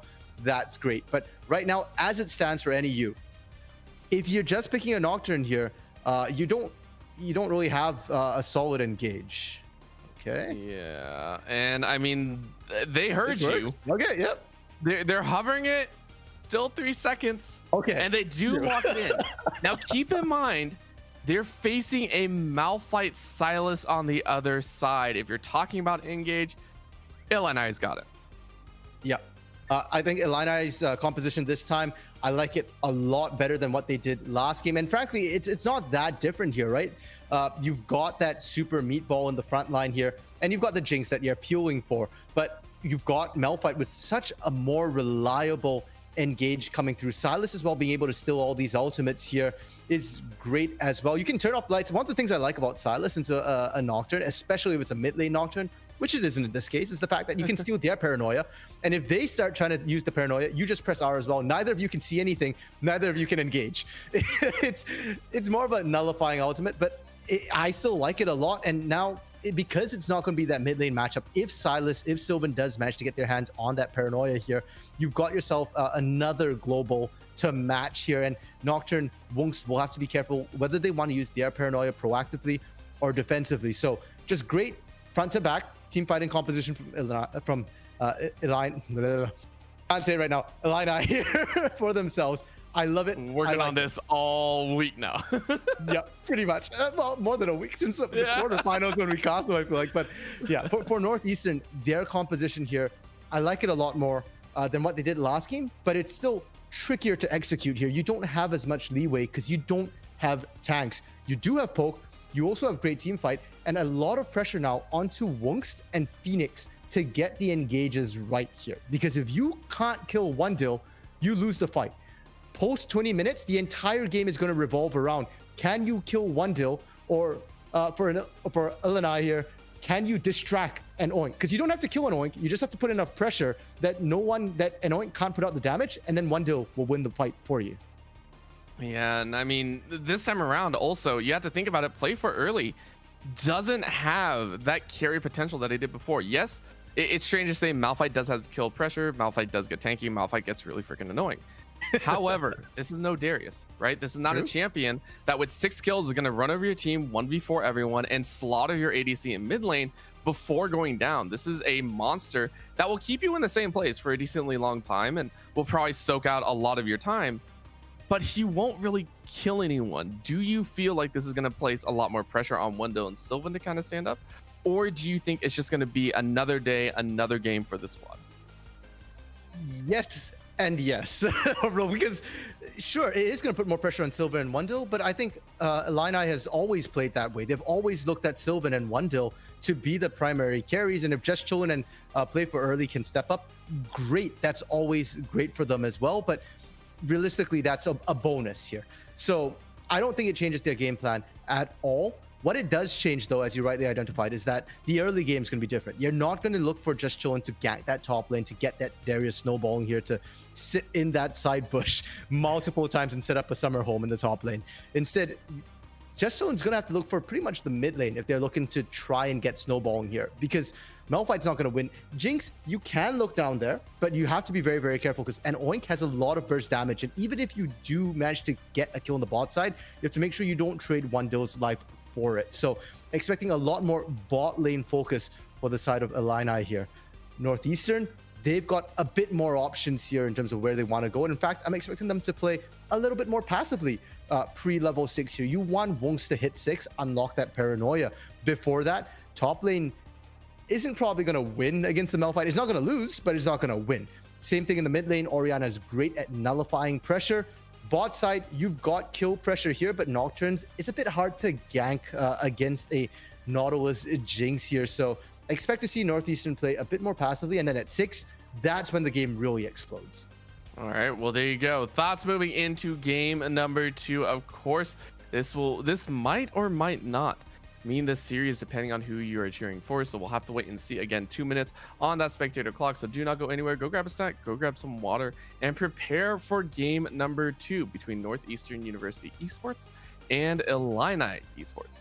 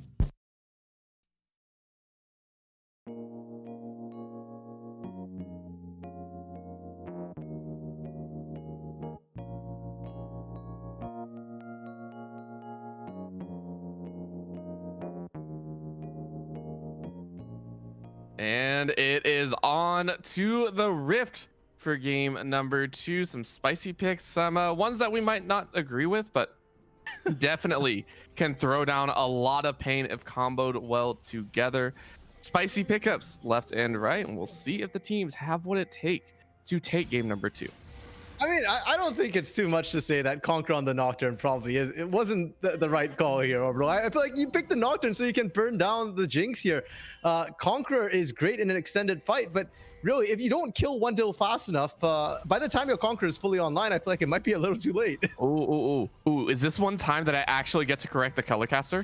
Oh, go for it. Isn't that lethal tempo? Oh, it is. Sorry, I am blind. Hey, winner! I was like, look at that. Why on earth would you? Okay, but you know what? I think the point still roughly stands here in that once you try to block that, it's going to take some time. I would have liked to see the Hill of Blades there. Instead, just to burn down one Hill ASAP here. I'm sorry for anyone that was listening. I just blew out their eardrums with how loud I went. But I rarely get that opportunity. Still, though, it is very true for the aggression like the Tristana. You see the Hail of Blades. You love to see that kind of quick auto attack coming out and the quick damages going down. So to not see it here is a big question. However, Valiant 1 dodges out on a hook and is going to trade right back. Ignite goes down as the exhaust comes out, and supportive summoner for supportive summoner supports this time around take the brunt of the force. What we kind of didn't touch on was that Wondell is running the exhaust here, so they actually have quite a bit of a kill threat still left here with the Ignite on Valiant 1. If they go onto Blue Sky, they could potentially just Ignite, burn them down, and get themselves an early first blood. Both supports are completely out of potions, and that is probably the funniest thing. I love to see it because it's just like, well, what do we do between levels 2 and 5? We hope to never trade again. It's kind of a big deal for these supports, especially because they're both tank supports. They are expected to soak up the damage, and so they're going to have to rely a lot on their base healing potentially. Or fortunately or unfortunately, the junglers should end up on the bot side at roughly the same time here. Volibear getting there a little sooner, so the bot lanes have to be careful, and I want to see the wards come out soon, because as it stands, the supports are the ones without the escapes here. So if they do get caught and they don't really have a ton of health, that's almost a guaranteed flash, and even despite the flash, maybe still a kill. Might be able to steal a kill, might be able to find that little weakness that they aren't expecting. Sylvan diving directly in the middle of a wave and taking a wave of pain in return. Now that opens up mid lane as a potential gank target as well, since, you know, both the mid and bot are somewhat vulnerable. Just Chillin was looking to get an invade off, but Wung's able to take their own blue buff. So Wung's actually going to be a little bit ahead at this point because they focus on clearing rather than invading. Yep, a little bit more dangerous. So looks like Just Chillin is actually the one that's going to concede on that Rift Scuttle. Wunks is going to go ahead and nab up that 4 CS to his name.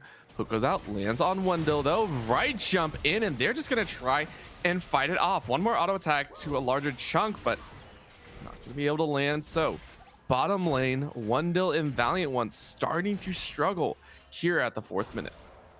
A little bit surprised that they didn't struggle before this, and I think it's props to Wendell and Valiant One for doing well up to this point. If they fall behind, that is somewhat expected, and they can just look to scale here. Just chilling top side. Do they have enough damage? Might. Jabem goes ahead, eats an orange, and says, nah, casters, you don't know anything. And he simply walks right back to lane. That's a Mel fight, and this is why we're saying in the pick ban phase here that top side really shouldn't be the focus for the side of Illini here. You don't really have enough damage till maybe 6, then Malphite's burst. It can catch people by surprise here, but right now, play for early. Low on health, low on mana as well. And now with the way the wave is pushing, play for early might have to burn teleport to get back into lane to not miss out on a ton of CS here. Early, and that's going to be the hook interaction that Valiant One has probably practiced time and time again. Doesn't get pulled into attack range enough. But that is going to kind of mess up a little bit of that CSing, and that's going to be a flash in onto Phoenix. And the dodge on the chains is going to keep his life. Phoenix survives without having to revive. Teemo's miss onto Phoenix there, and so it's very unfortunate for Sylvan, because if you did get that Silas snowballing, that would probably be the best lane for you to snowball with teleport on Sylvan, and with the possibility of stealing Paranoia from Wungst even before Wungst gets access to it here. That could have been the key to unlock everything, but as it is, they survive, and Northeastern get to live another day. Level 6 is coming up, and like I said, level 6 is when I expect Northeastern to start really trying to take control of the game here. Well, Wunk says, I want to take control right now. No flash, no mana. Means that he's going to be able to secure a little bit of damage. And however, Silas has gone ahead and stolen that Paranoia. So this upcoming Ocean Drake is going to spell a little bit of trouble for whoever decides to get caught in the dark. Yeah, on top, just a free way back into lane. You don't even have to teleport now as Sylvan here. You just need to walk halfway down the map, and then you can just use it to get right back into lane if you want. Yeah, as long as the Orion is there, as long as someone's there. Our play for early has done very well, in my opinion, here on the top side. Jabem has had a little bit of trouble. You can see him possibly having some trouble, but this is going to be a full dive. A teleport straight in means a Paranoia dive, and yeah, double wobble going, and the chains backwards. He predicts the flash under the tower, but the shockwave reads them all like a book. Under the tower they fight, and this could be a trade, a 1-for-1 trade after so much was expended. That's actually going to be a little bit favorable for NEU. Very favorable. They pick up first Drake as well, bot side. The Ocean Drake completely uncontested because they threw so many resources into that top side here. I would almost have preferred to just see the lights go out with the Paranoia rather than the teleport into Paranoia there, because then now you've got the teleport to get back into the lane. Didn't happen. They are a bit on the back foot here, and now NEU still have a bunch of their ultimates up and available as well. They only burnt the shockwave there. Cannon Barrage still up for Jebam. Paranoia soon available for Wongst. Oh, and when Wongst does it, it's a little bit scarier than a Silas at points, right? That Paranoia comes down, he flies in, and he has a lot of burst damage. However, he has not backed yet. 48 CS equates to roughly, I want to say 12 camps if you are counting. That is actually true. That's huge, but that's going to be a hook onto a flashless ADC. The exhaust is only going to do so much. A second rocket jump secures that kill. And Oink is going to go ahead and power down this bottom lane tower. Need the Paranoia there. Wunks actually hit 6 off that wave, so great play. They still have that global pressure there. It's only Jebam's going down, and now normally against a global composition you kind of go, okay, we pick on the person with the global. There are 2 globals here. Whichever one you try to pick on will receive the reinforcement of the other. They're trying to get the Herald to answer back on the side of Illini. I think they got spotted though by the ward. Spotted, but I don't think they're actually going to try anything. You can see no one really rotating over. Wunks has already recalled, went ahead and picked up that Iron Spike whip, so giving himself a little bit extra clearing speed. However, Just Chillin' is going to hang on to that Rift Herald and decidedly try and place it somewhere. Last time didn't do great in the top side. This time might be a little different. No rush to drop it right now here. I would not be surprised to see it used in the bot side here. Jinx isn't a Tristana, but can and will shred turrets incredibly quickly as well if left unattended. So if they can force out an Oink, they can definitely try and just rush down that turret bot side. Play for early. Coming down, and might flash. Oh, there it is, and they dunk it down. Phoenix gets dropped into the egg, if he had an egg, to say the least. Nice and clean there. Rocket comes down as well. It doesn't get the assist this time, and this I think was what they were looking for with Just Chillin' earlier, but this time play for early with the Unstoppable Force is so much easier to land. Should point out though, that is the flash burnt and gone, so they will not have that the next time they want to make the play, or at least not if they make a play in the next 5 minutes here. Feels a little overcompensation, right? No flash on Phoenix. You didn't have to flash because you had pretty much flash for flash timer, right? Sylvan and Phoenix flashed at about the same time, so you know, hey, it's not fully up, cool, whatever, you don't have to burn it, but they do. So they secure the kill, but Blue Sky might be the next one in line. Down goes the Paranoia being dropped, and they're going to try and jump in. Out goes with the Stormbringer. Rest of the squad is here, and immediately Wound flashes right back out. Depth Charge is going to signal the re-engage on the Shockwave. A return Shockwave might be able to trade back enough damage, but they are trying their best, and they do not make it. NEU with a jumping pig everywhere, and Oink goes, picks up 2 for himself, and 3 assists. Dude, just chilling like that. He was just chilling in the bush. Didn't hurt no one. Didn't even try for the objective at that point. But unfortunately, Illini once again without the vision, getting punished there. And I'm honestly not sure if Northeastern actually had vision of Just Chillin going in there.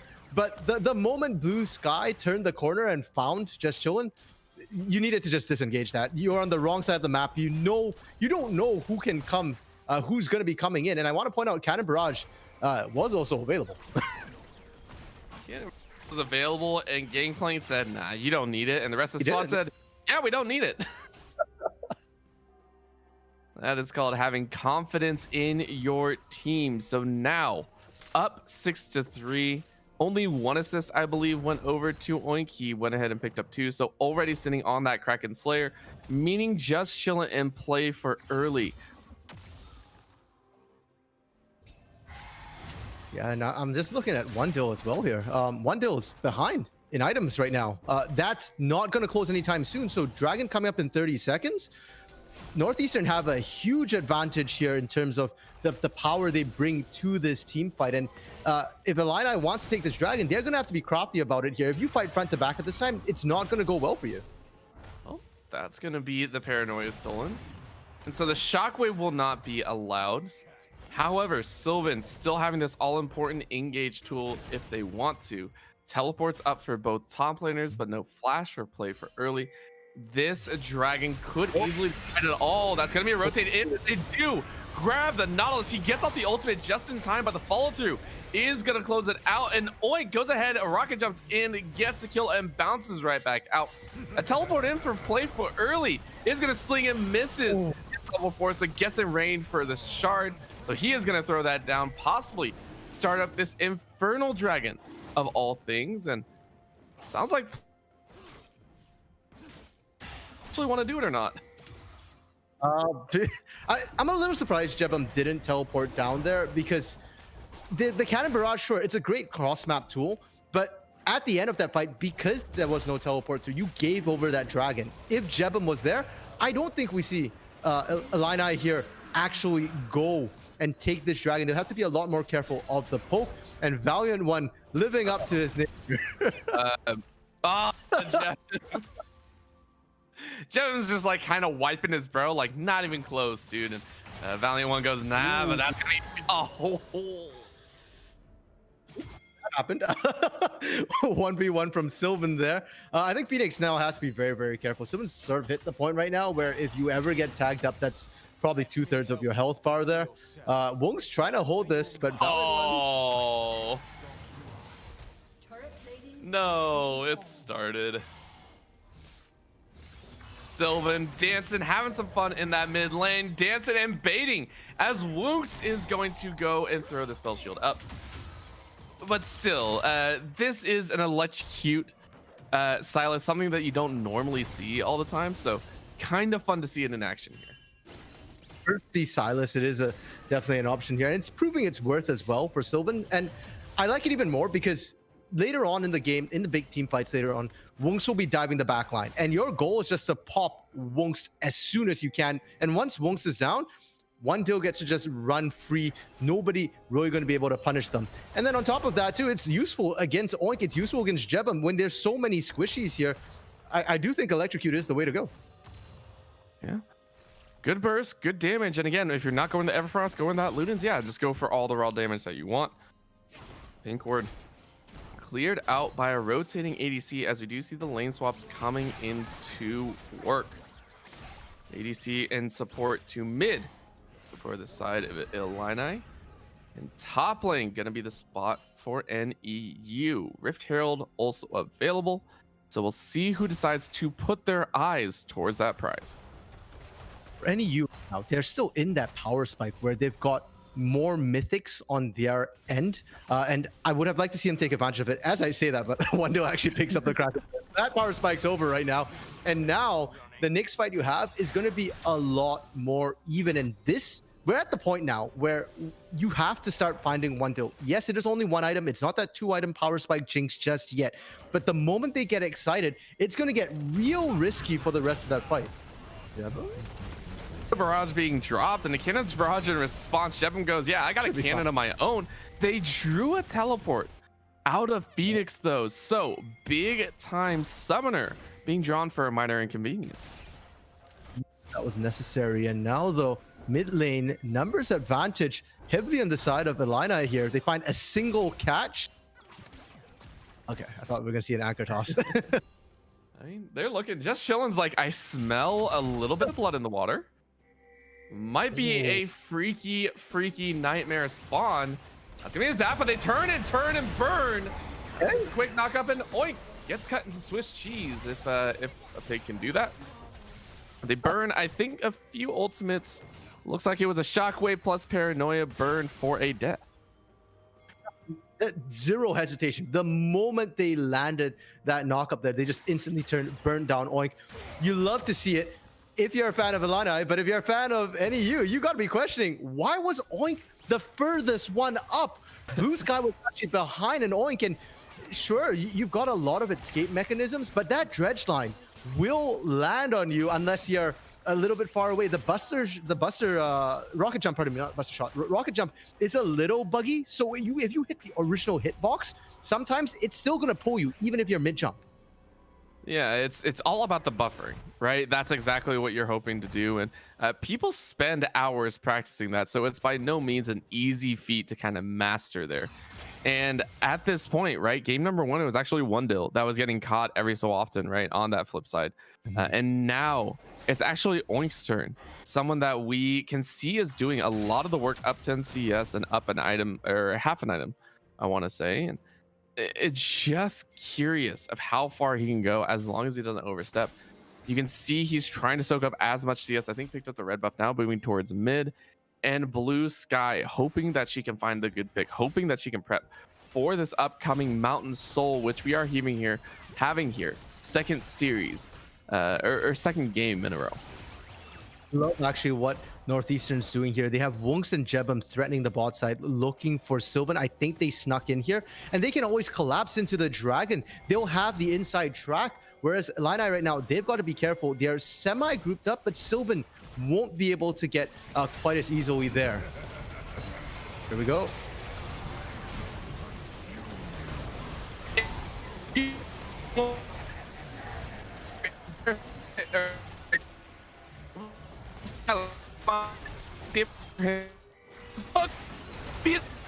Down. Blue Sky finding the plays like we said, and he goes right back in. Sylvan, you walk in with no health at all and you pay with your life. 3 for 1, and what could have been a 2 for 1 if they didn't try, and that will be Dragon also handed over to NEU Esports. Exactly what I was talking about. You split them right there. Sylvan can't get there quick enough. Teleport has a channel time, but it's 4 seconds, and in 4 seconds, that fight was pretty much over already there. So NEU really taking advantage, and I love it. They're pulling the trigger early and fast. They're not afraid to burn those ultimates here, and it's paying off. They pick up their second Drake of the game. We're getting Mountain Soul once again here, and sure, it's not great for the NEU squad. It's not like their team wants a ton of resistances, but denying it away from a Mel fight, from a Volibear, and from a Silas, I feel like is going to be absolutely massive for them. Just a rough time, and watching this go down, NEU Esports look like they're ready to fight back, right? And that in itself is impressive. Question though, once again, right now everyone kind of has that late game composition. You have that GP in Tristana, who should be able to cut through a Malphite and a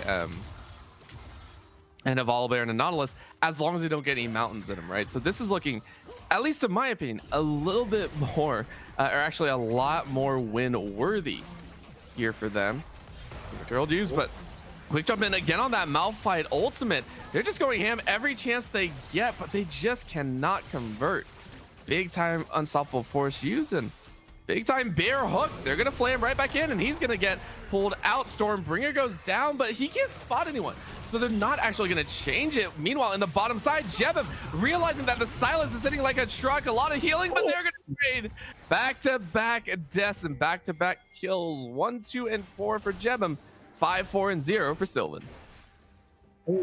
Jebim, I think you take that one there. You have a lot less gold than Sylvan there, and you managed to trade even. Not to mention, teleport is still available for Jebim. So if NEU times this right, they do have an advantage for a couple of seconds where Sylvan has to actually run into them, whereas Jebim can just TP join the fight immediately here.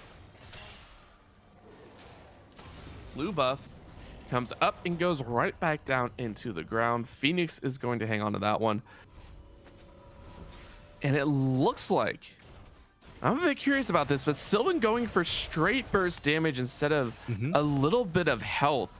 I know he's going the electrocute build, but I feel this is kind of counterproductive to how they kind of drafted their composition. Enough tank here that Sylvan can focus on just being just bursting targets down here. And again, if you look everybody on the side of Northeastern, pretty much all of them are squishy except for maybe the Thresh, but even then Thresh's support, so Blue Sky, she won't be able to frontline too much of that damage. Wonks is kind of building a little tankier, Bruiser, Nocturne, but Spell Shield aside, in that 1v1, there's a pretty good chance that Sylvan's rotations might just outright burst down Wonk. So I think it's acceptable right now, but we need to see it come to fruition. And so far, it's not been ideal. Because Sylvan's not been able to 100-0 somebody, they've been trading their life a lot. 5 and 4 kind of shows you how it's going. Yeah, I kill a lot of people, but I also die a lot. I think that's been the name of the series here. No clean, just battle, blood everywhere. It's a Coliseum. That's all it is. We are taking a look at the itemization, which I don't think we've really been able to do a whole lot of this time. You can see the Kerbo. Okay, never mind. They really don't want us to know, as we do see a jump in with that unstoppable force, as play for early was actually left by Sylvan. Sylvan straight up dipped after that, and he has to walk away. Play for early, and Sylvan, I think, if they could have outmaneuvered that, might have come away with a couple kills. Sylvan was already basically dead at that point, so I think Sylvan getting out is the right call. They did burn the teleport from Phoenix, so that is a minor win if they can leverage it here. Dragon up in a minute, Baron's up, and the teams have, honestly, I feel like ignored Baron for the most part. We've not seen the vision that I would expect to see. And you've got a Jinx, you've got a Tristana. Both teams have a Baron shredder here. Not paying any attention to Baron, I feel like it is a recipe for disaster. But it's okay as long as, I guess, as both teams kind of handshake and go, hey, neither of us are going to do Baron anyway, so just leave it alone. Go Dragon, 30 seconds, we'll meet you there. They're looking for Oink, who so far has done okay and not face chunking anymore. However, Blue Sky now playing a little bit further up. Sylvan eats a little bit of chunk from the distance. Now everyone bunched up on the top side of River. Dragon coming up in 15. So that does mean a push coming out. So a little bit of time left means that mid lane will be pressuring in favor of Illini Esports. But they have no vision, and oh, that's just a kill. The bear has been hunted. That's gonna be a fear being used, and doesn't connect through Sylvan, but immediately they are pressured off Baron and just chilling. It's between just chilling and Oink, I feel a lot of the time, between who is going to die first before a team fight breaks out. Pretty much. To be fair to just chilling, I mean, you're a tank, you think you can soak more, but you would have also thought that after game 1, you've seen what happens when NEU just runs almost straight damage here. It doesn't matter how tanky you are. I think even if play for early, the Armor tank here gets caught into that, you do get shredded down, and they just had no vision. You can't go to a dragon like that with 0 vision. Those death sentences are so much more dangerous, and this time there's enough follow-up CC that they can lock you down, burst down your tanks, and then they just have a numbers advantage.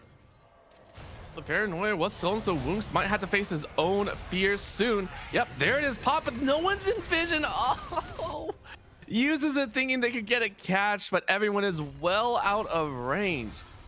Paranoia hijacked and Paranoia dropped.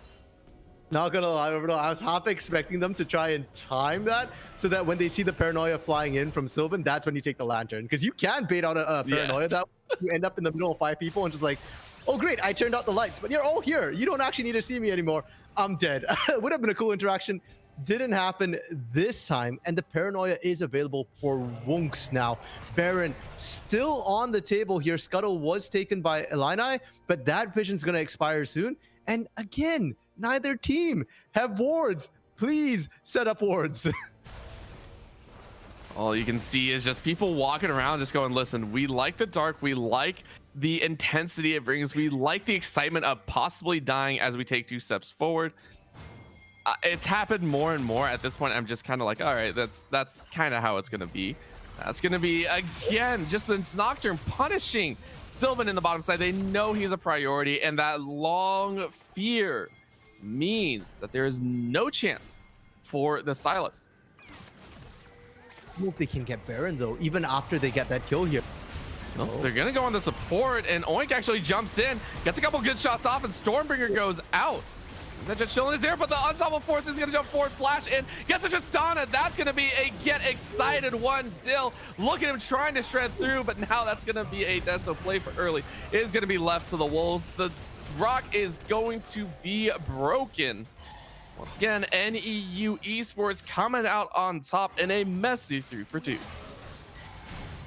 Remember I told you, just watch Wandil. The moment Wandil goes down, Illini just don't have the ability to continue the fight. Sylvan, sure, you've got a bunch of bursts, but first of all, Sylvan wasn't even there. And second of all, it's not, you can't sustain through the rest of the fight with this particular build, with that Ludens, with that death cap here. It's not how you sustain. And once again, NEU, they're on the inside track. They've got all the vision. This time they've got vision in front. They've got vision in the pit here. The only thing they don't have vision in is behind the pit, behind them. Yeah, just, I mean, why would they, right? They're so strong right now. Very few chances for any teleports to really make a big difference. And this is a scary death brush. It's happened once, it's happened twice. Let's see if it's a third time. Blue Sky going ahead, clearing out a ward.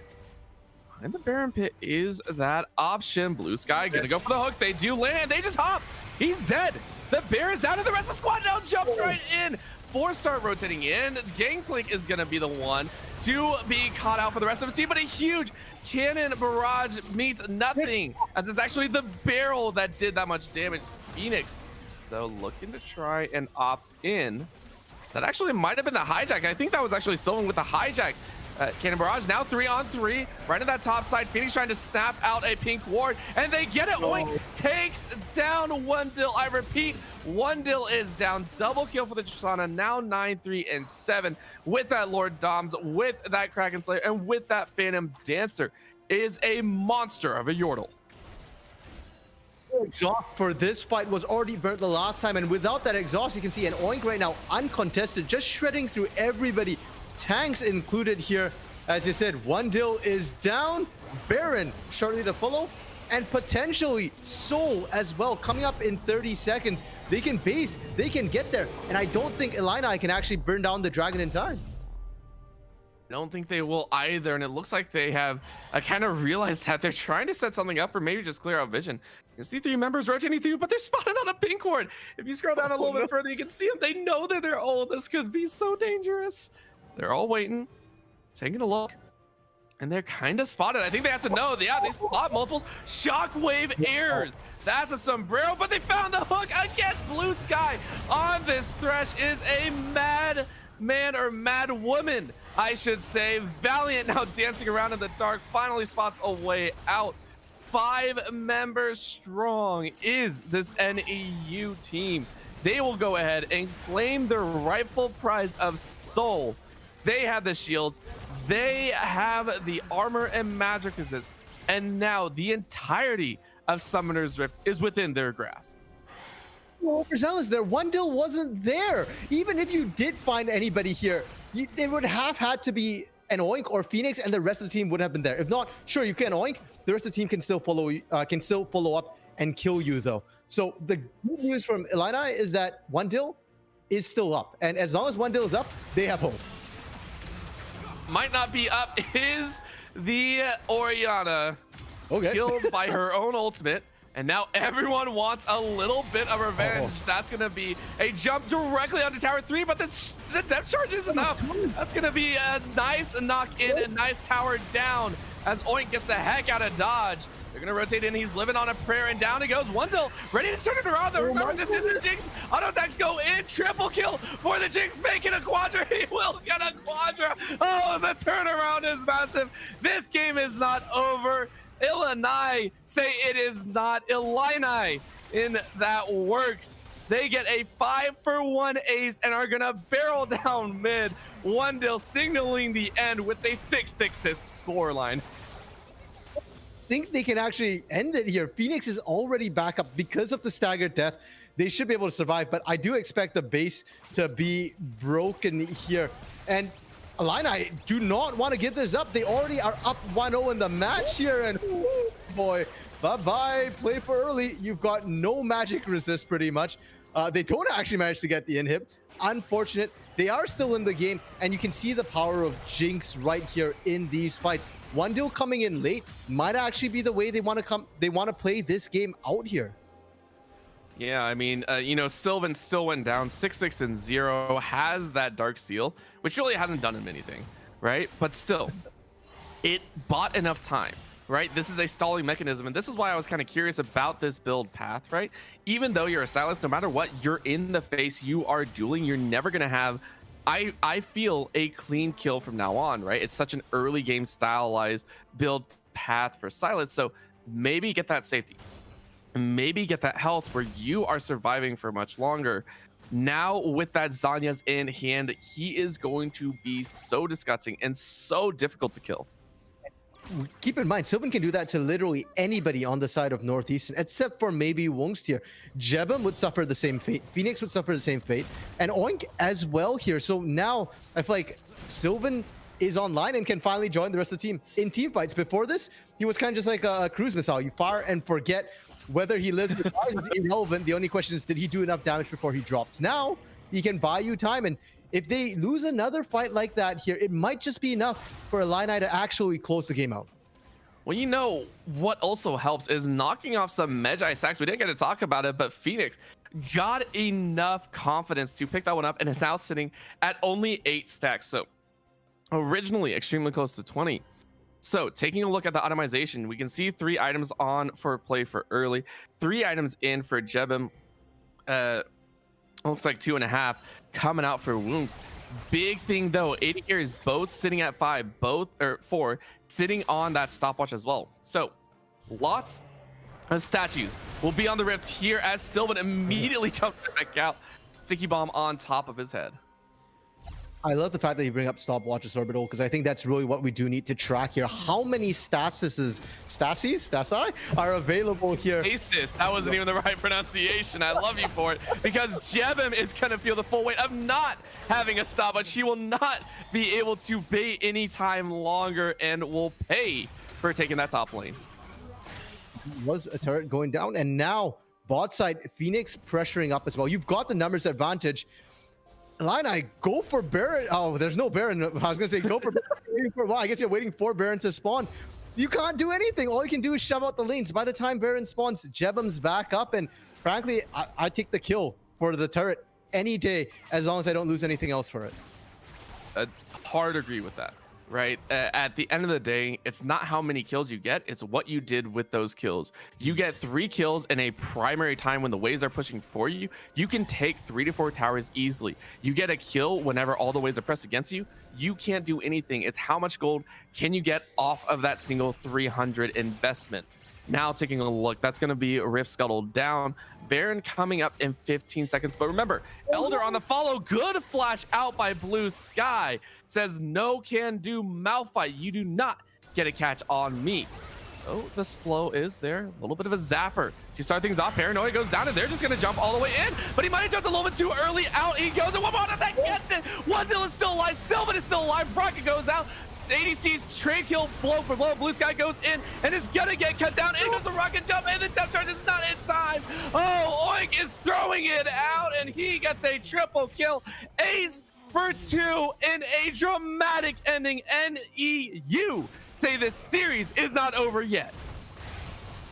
I know as a Kasha, I shouldn't be biased, but I can't help but be happy because we get ourselves a game 3 here. Northeastern managed to execute at a higher level, and Oink he's just built different, man. I mean, against the Jinx is supposed to be the queen of late game team fights here. The sheer amount of damage you can pump out, but Oink somehow manages to constantly survive while doing more damage. And right now, I'm scared for Illini because if Northeastern are on blue side again for game 3, they can just first pick the Tristana. And Illini, you had the chance, you gave it up, you prioritized the Jinx, and I'm not sure it worked out.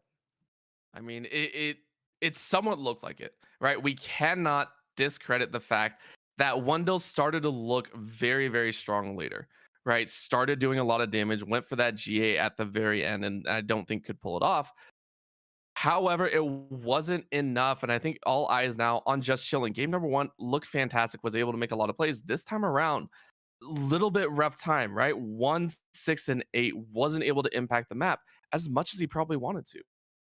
To be fair to Just Chilling, I don't think it's necessarily the pathing or the play style here. It's also your lane states, right? Sylvan was not in a great position for the most part of the early game. You had a Malphite in the top lane. Just Chilling looked up there, but you don't have the kill threat. And bot side, Wendell and Valiant were often not in ideal positions to set up for the gank, for the Volibear.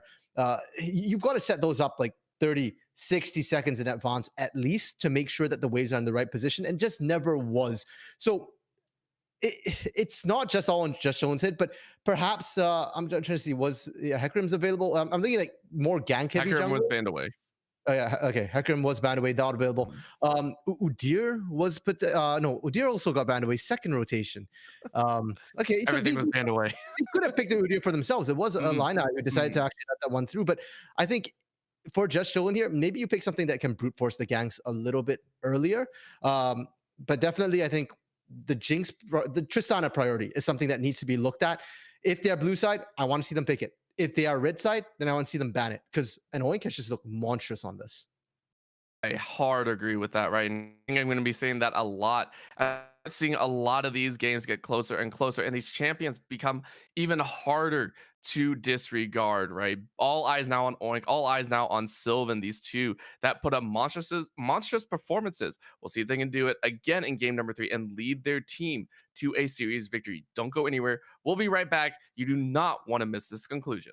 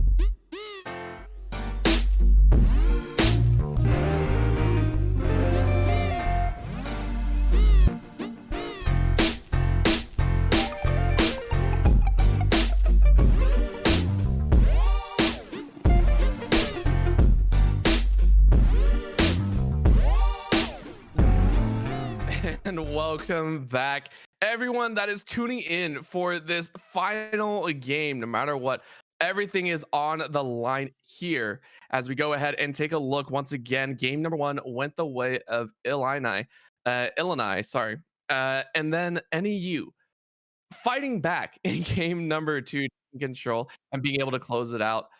RMC, we have got a series on our hands.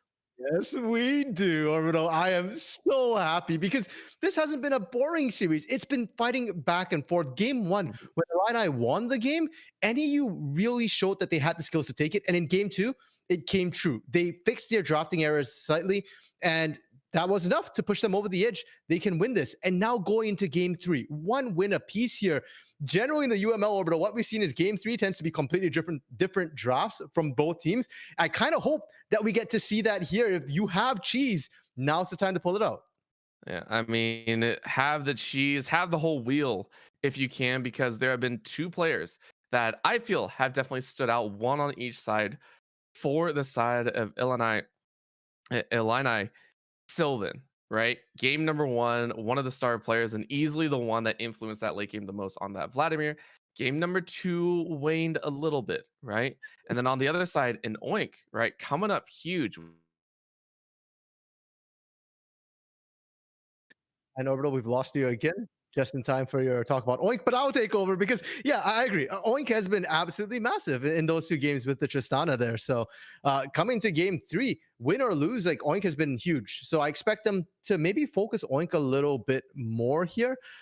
Sylvan, you did say that, game two had a little bit less, presence. I would argue that Sylvan had as much presence in game two, just perhaps not in as positive a way here. Yeah, not exactly fully positive, but still positive nonetheless. And that's the whole point, right? We are in week 3 of the season. This is the time to really kick in and find some of your points that you are strong with. So, taking a look here, I want to take a look at both these teams at their weaknesses and at their strengths, right? If you could say for either side what their kind of strongest composition or the strongest play for them would be, where do you see them lining up on the sides in terms of champions and how they're going to play the game? For the side of Illini, I think we're still looking at Sylvan here to be that huge carry. One Dill's been performing great. I don't want to take any credit away from One Dill because One Dill's been performing massively, but I do feel like when both One Dill and Oink are performing at peak performance, and Oink is just edging out slightly. So if Illini wants to find an edge here, it's gonna have to be Sylvan, and I'm looking at for them to make it work here for Sylvan. They have last pick this time. Give it to Sylvan. Give them a counter pick. And for the side of NEU, I mean, we already said One Dill's got to be the focus here because One Dill's been the one massively performing. I will say, though, that I would like to see a bit more support for One Dill because that seems to be when they're doing the best here is when they've got protection, when they've got peel, when they can let Oink, pardon me, not One Dill, Oink just pop off here. Yeah, well, we are right into draft and immediately same bands across the board, same 4 at least it's been thus far. It's always that 5th and 6th bands that have always kind of caught us off guard. Last time I believe it was the Vladimir, and it is going to be the Vladimir here. I mean, there's a possibility that Tristana, or it's going to be the Thresh. They target Blue Sky, who has respectfully drawn a ban for herself. Okay, you know what? I'm super impressed that I was thinking maybe you let through that Leona, maybe you let through the Galio here, but no, they let through the Tristana. They're prioritizing Blue Sky's champion pool, and frankly, I think the Thresh is worth a ban at this point. The Thresh has been absolutely massive, and maybe I was just talking about if you let an Oink get an ADC, you want to provide protection, provide that peel, that support. You take away that Thresh, that's maybe one part of that peel, that protection, that safety taken away, and maybe you can punish an Oink. Yeah, and let's be honest, Blue Sky had fantastic hooks in that game too. One of the main reasons they were able to catch so many people so quickly, right? And also the boxes, the flays, keeping the Tristana alive in situations that she shouldn't have been. So definitely feels like Illini have said, cool, the Thresh was the problem. Let's go ahead and take it out. We'll deal with the Tristana. We've been able to catch her every so often. Let's run it back. Tristana versus Jinx. One last time here in the bottom lane. You know what? I'm surprised. It didn't end well for them last time, but I respect Illini's confidence that they're going, okay, you know what? We have Wondil. We trust that Wondil can carry on this Jinx. We're going to run it back. We don't think Oh game my gosh. a draft issue. They're really running it back. We're seeing the same picks, not the same order necessarily, but I do think Illini is waiting to see what support before they pick up that potentially Nautilus or maybe something a little bit more defensive here. Yeah, I wouldn't even be surprised to see them go for a Lulu here. I don't think it'd be terrible. However, we've seen how potent a Lulu can be in the hands of Illini, but they say we'll prep for the Lulu and the Jinx. We'll go ahead and grab Blitzcrank and make it a kill lane in the bottom lane. Oh, sir, Braum. Those two are available right now, and both those do great into Blitzcrank. And this is why, you know, I'm glad that they waited off on the support pick here. Because if you had picked Lulu into the Blitzcrank, things don't end so well. But as it stands right now, you can go those tankier options. And both of those would do great into the Nocturne as well. If you pick up the Alistar, you can always hit but the Nocturne away or knock them up into the Chompers and then keep your Jinx safe. Likewise with the Braum as well, just having that peel is going to be good. And then I expect to see them sort of save that top mid, the later picks for the second phase here for Illini. Yeah, you would hope to see a mirrored setup for this first half. And there it is going to happen. Instead of the Alistar or the Braum, like you were talking about, the Rakan, a champion that we've seen kind of come up and down depending on who decides to play it. But in this situation, might not be a bad pick. Judgment on the Rakan for now. I'm not convinced it's a great pick, Orbital, but you know what? We'll see how it goes. It does bring plenty of engage to the table, which I've already said I like to see coming through these teams here. So I like that much.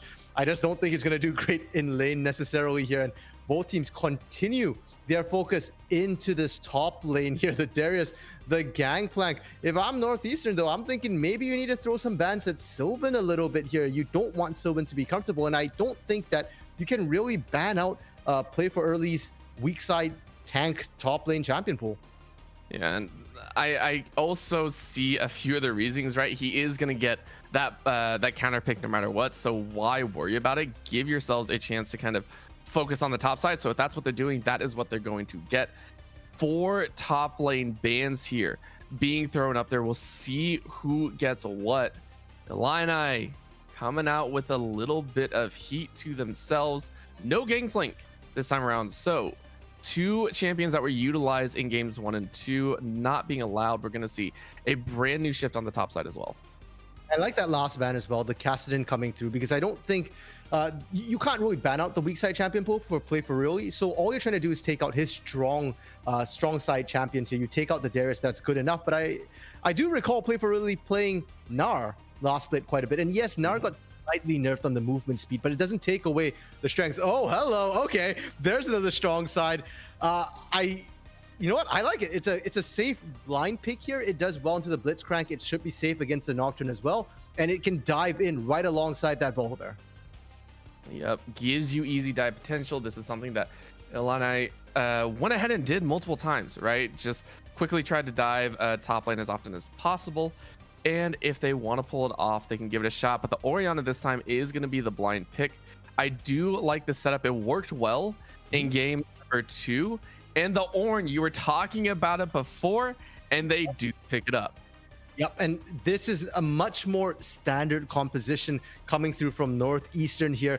I say standard, but if you look at how they played in game 1, game 2, this is vastly different here. Now they've got Jebum on not a carry, but a tank here. And so they can play a lot more front to back. They've got a lot more leeway. And regardless whether they run Lethal Tempo or Hail of Blades for this Nocturne, I'm good with it. They're also running back the Silas for Sylvan here. And to be fair to Sylvan, it wasn't the lane matchup that was giving Sylvan problems. Maybe this time we don't see that full AP just straight burst Silas come through here, because you do have tanks you need to cut through. Blitzcrank, Ornn are kind of tanky. Nocturne's going to be Pseudo Bruiser as well. I'd like to see a more normal sort of build coming through for the Silas with the Everfrost, a bit more utility, a bit more safety coming through. Yeah, it's kind of, I want to say it's kind of hard to say what's normal and what's not. You know, we always talk about how builds have to fluctuate, right? Builds need to be flexible in terms of how you're going to play it. Same with the Runes of Masteries. This is why League of Legends can be such an intricate little game, right? Extra MR or extra health, depending on how you want to be a little bit more versatile. So looking here, the running it back in terms of the jungle, right? Let's start there. Last time, Just Chillin' had a little bit of a tough time. This time around, he knows kind of what to expect in terms of the routing, in terms of the pathing. Do you feel like this is an okay scenario, as this is the third time he is running it? Like I said at the end of last game, I think a lot of it has to do with the lanes, and with Renekton top, Silas mid. I'm pretty happy with this for the Volibear right now. I think Just Chillin's got gank paths to go through. Your bot lane, the Jinx Rakan. After seeing the whole draft come through, okay, fine, the Rakan works for the composition. I still think that bot lane really, really rough for them. So I think at this point, Just Chillin, if ideally Just Chillin doesn't even look bot unless we're looking for Dragon, or they manage to get enough poke down. But I suspect Just Chillin will have to go down just to alleviate some of the pressure there. Or maybe Blitzcrank runs low on mana. That's kill potential as well, because those hooks take a lot of mana here. I like it a lot more for Just Chillin, and I doubt we'll see as passive a bear as we've seen in Game 2. And now I want to force our attention towards the top lane, one of the brand new lanes.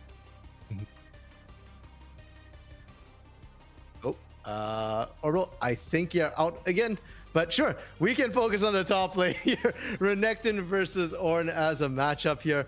Honestly, it's not a great matchup for either of them, but what it does give is it gives Renekton a lot of the priority here on movement to back up the lanes. Does have to be careful though. Ornn can put a lot of burst damage out early. The brittle procs are as strong as ever here, so look for play for early to play respectfully, but not to get shoved in. They still do have to try and assert their dominance, even if they can't necessarily get kills there. Yeah, and I'm sorry, this draft, everything has thrown me for a loop. My internet can't handle this tension. So again, we will have to wait and see. And again, thank you for covering a lot of that information, because that is something that we will have to wait and see for. So as a last couple picks come through, I want to say thank you so much for all you tuning in, and continue tuning in, as we will be on the Rift here very shortly. We got some brand new picks, some old faces coming back. I think 3 out of the 10, or 3 out of the 5 for each side are completely the same. So I am excited to see what we will have here, if we're gonna have another banger of a game, or if we're gonna have a complete stomp. Everything is on the line here for week number 3. So do not go anywhere, and do not touch that browser.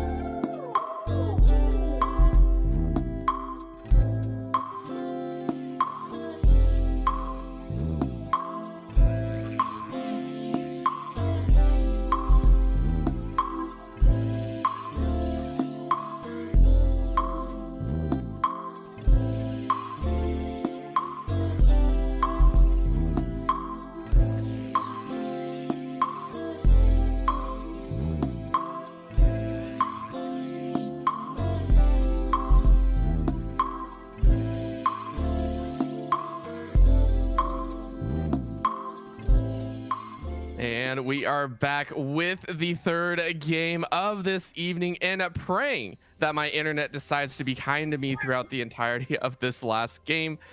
Pray to all the stars because you get to hear my lovely voice, or pray for my internet to break if you want the other thing to happen. However, we are here, final game with a Blitzcrank coming out on the Rift, and as well as a Rakan, a champion that we do not see very often. You know, when you get a Blitzcrank, you know what else comes with that Blitzcrank? A cheese out the wazoo. They're gonna go for it. The flashy hits it. Oh, he got away though. Oh, that was lucky. Oh, that was close. Blue Sky.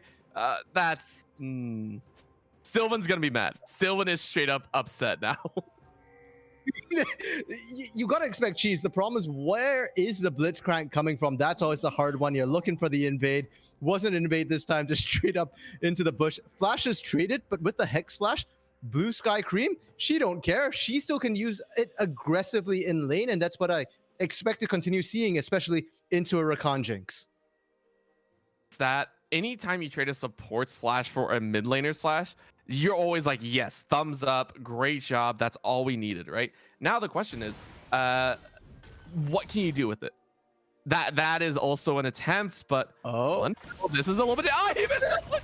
She missed the hook. That's so unfortunate, but they still get the damage down. One Dill gets ignited. A couple more shots go out. Heal comes out, but look at the trades back and forth. This is actually really dangerous. One Dill, one more auto attack flash forward. Can he get it? Heal goes out, and they get it. The move speed was enough. All of a sudden, NEU coming out with the spicy level 1 action. This says a lot about how this lane goes. The fact that Blue Sky missed the hook, they still win that trade. Now imagine once they get that rocket, the power fist as well. Even if you miss the rocket grab at that point, you can just walk up power fist Valiant or a one Dill and should still be a kill. So this bot lane right now, super rough for Illini, and maybe just Showing has to come down here just to even things up a little bit. This is, you know what, you called it at the beginning, just straight up. You were like, all right, bot lane might be a little bit dangerous for the side of One Dill and Valiant One, and it's manifested in the fastest way we know possible. Just straight up, Oink and Blue Sky are like, yeah, we'll just take the kill real quick. No summoners now on One Dill, so he is gonna have to play extremely safe, farm up extremely safe, and never be in an opposition. I mean, not only no summoners left, but no items as well. Oink is coming back to lane with boots and longsword, and that's kind of important because not only do you have more damage, but you can actually run down the Jinx this time, get all those explosive charges built up that much quicker, guarantee the damage. And here we go, Just Shown came down, trying to back up this bot lane here, and Wunks might be late to the party, might actually run right into the loving arms of a very, very scary bear. No war. This is a fight on two fronts, jungle on jungle action, and the fear is going to force Chillin to run. Look at the lethal tempo though, dealing a bit, and Wooks is ignited. That's Valiant One just taking the kill though. Blue Sky throws a hook. Oh, little bit of a guess, goes a little bit wide, and Phoenix again teleports in for nothing. Again, I like the initiative, just a little bit wrong timing. Yep. Because Just Shown was there, and the Valiant One able to just peel away as well. Oink actually lost that fight against One Dill.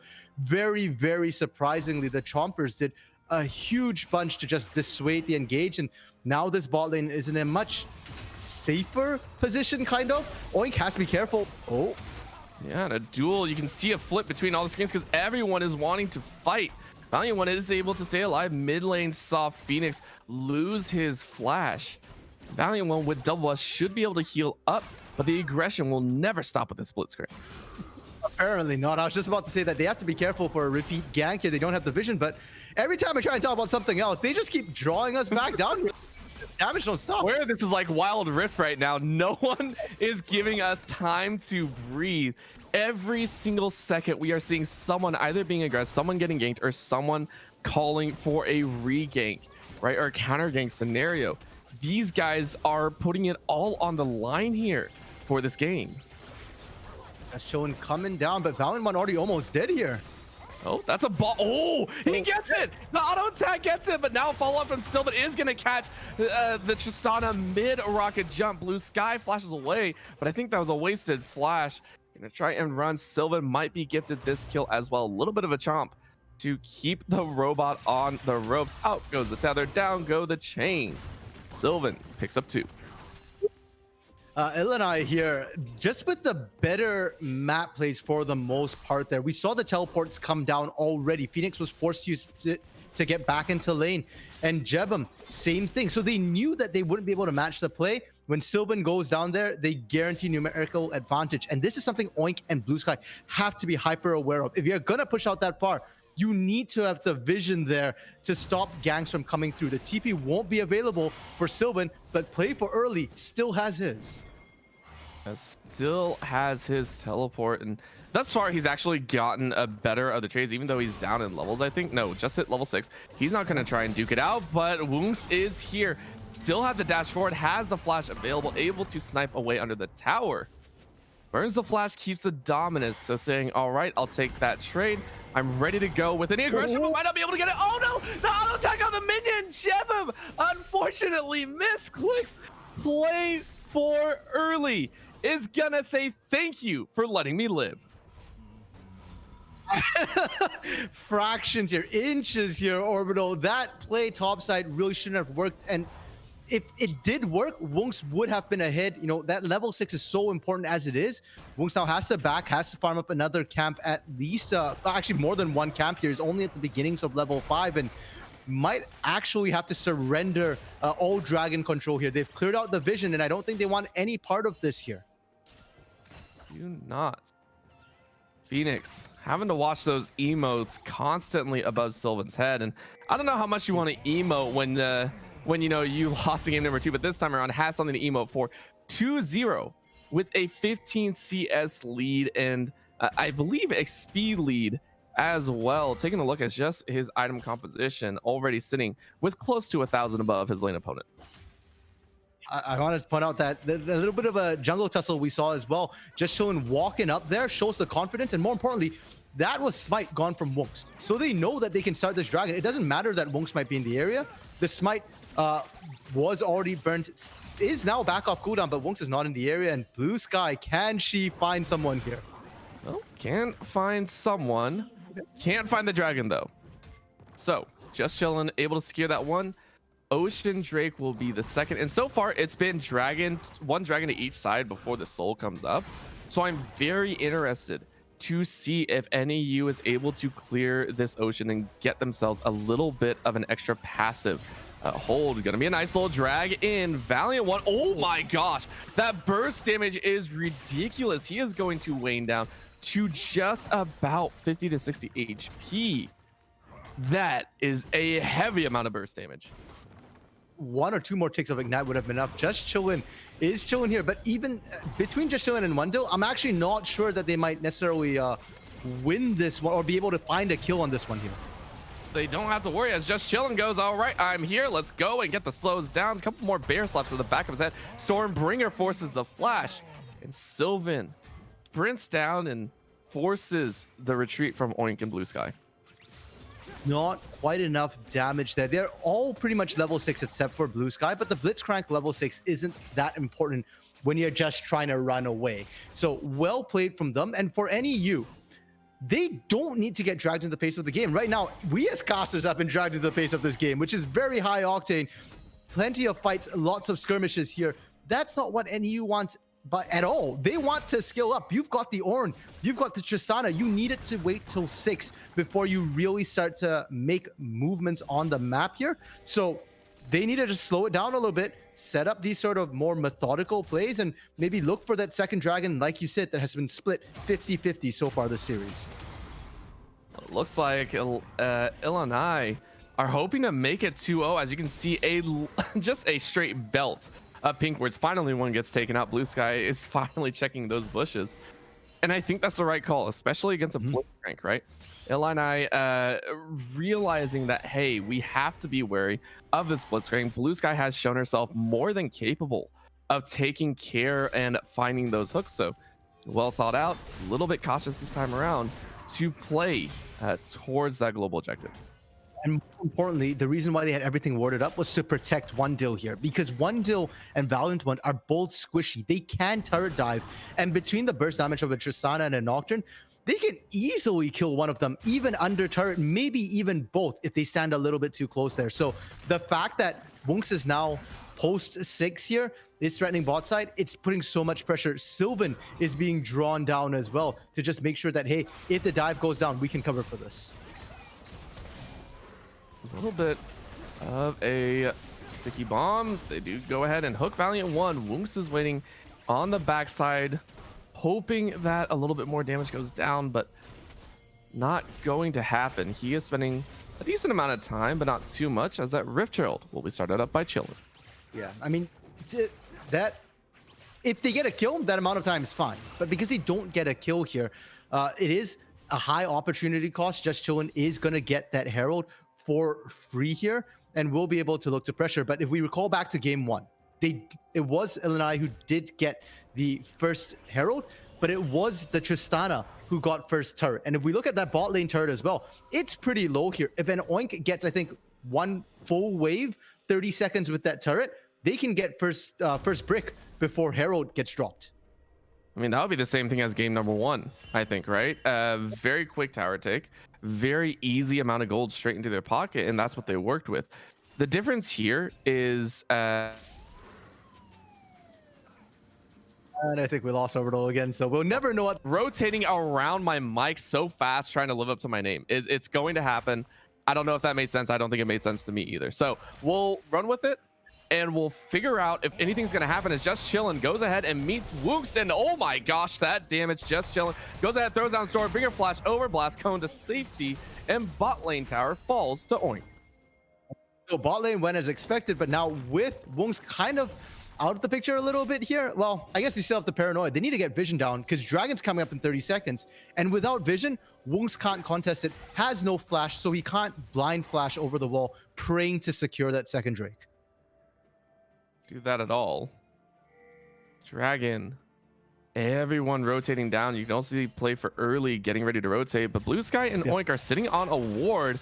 That's going to be a little bit of a speed up as the Rift Herald is being battled over. Flash Hook, one Dill is able to stay alive, but they call the teleport in, and Oink is immediately out. Rocket goes out, knocks him down to about 150, and they're going to try and keep chasing Sylvan.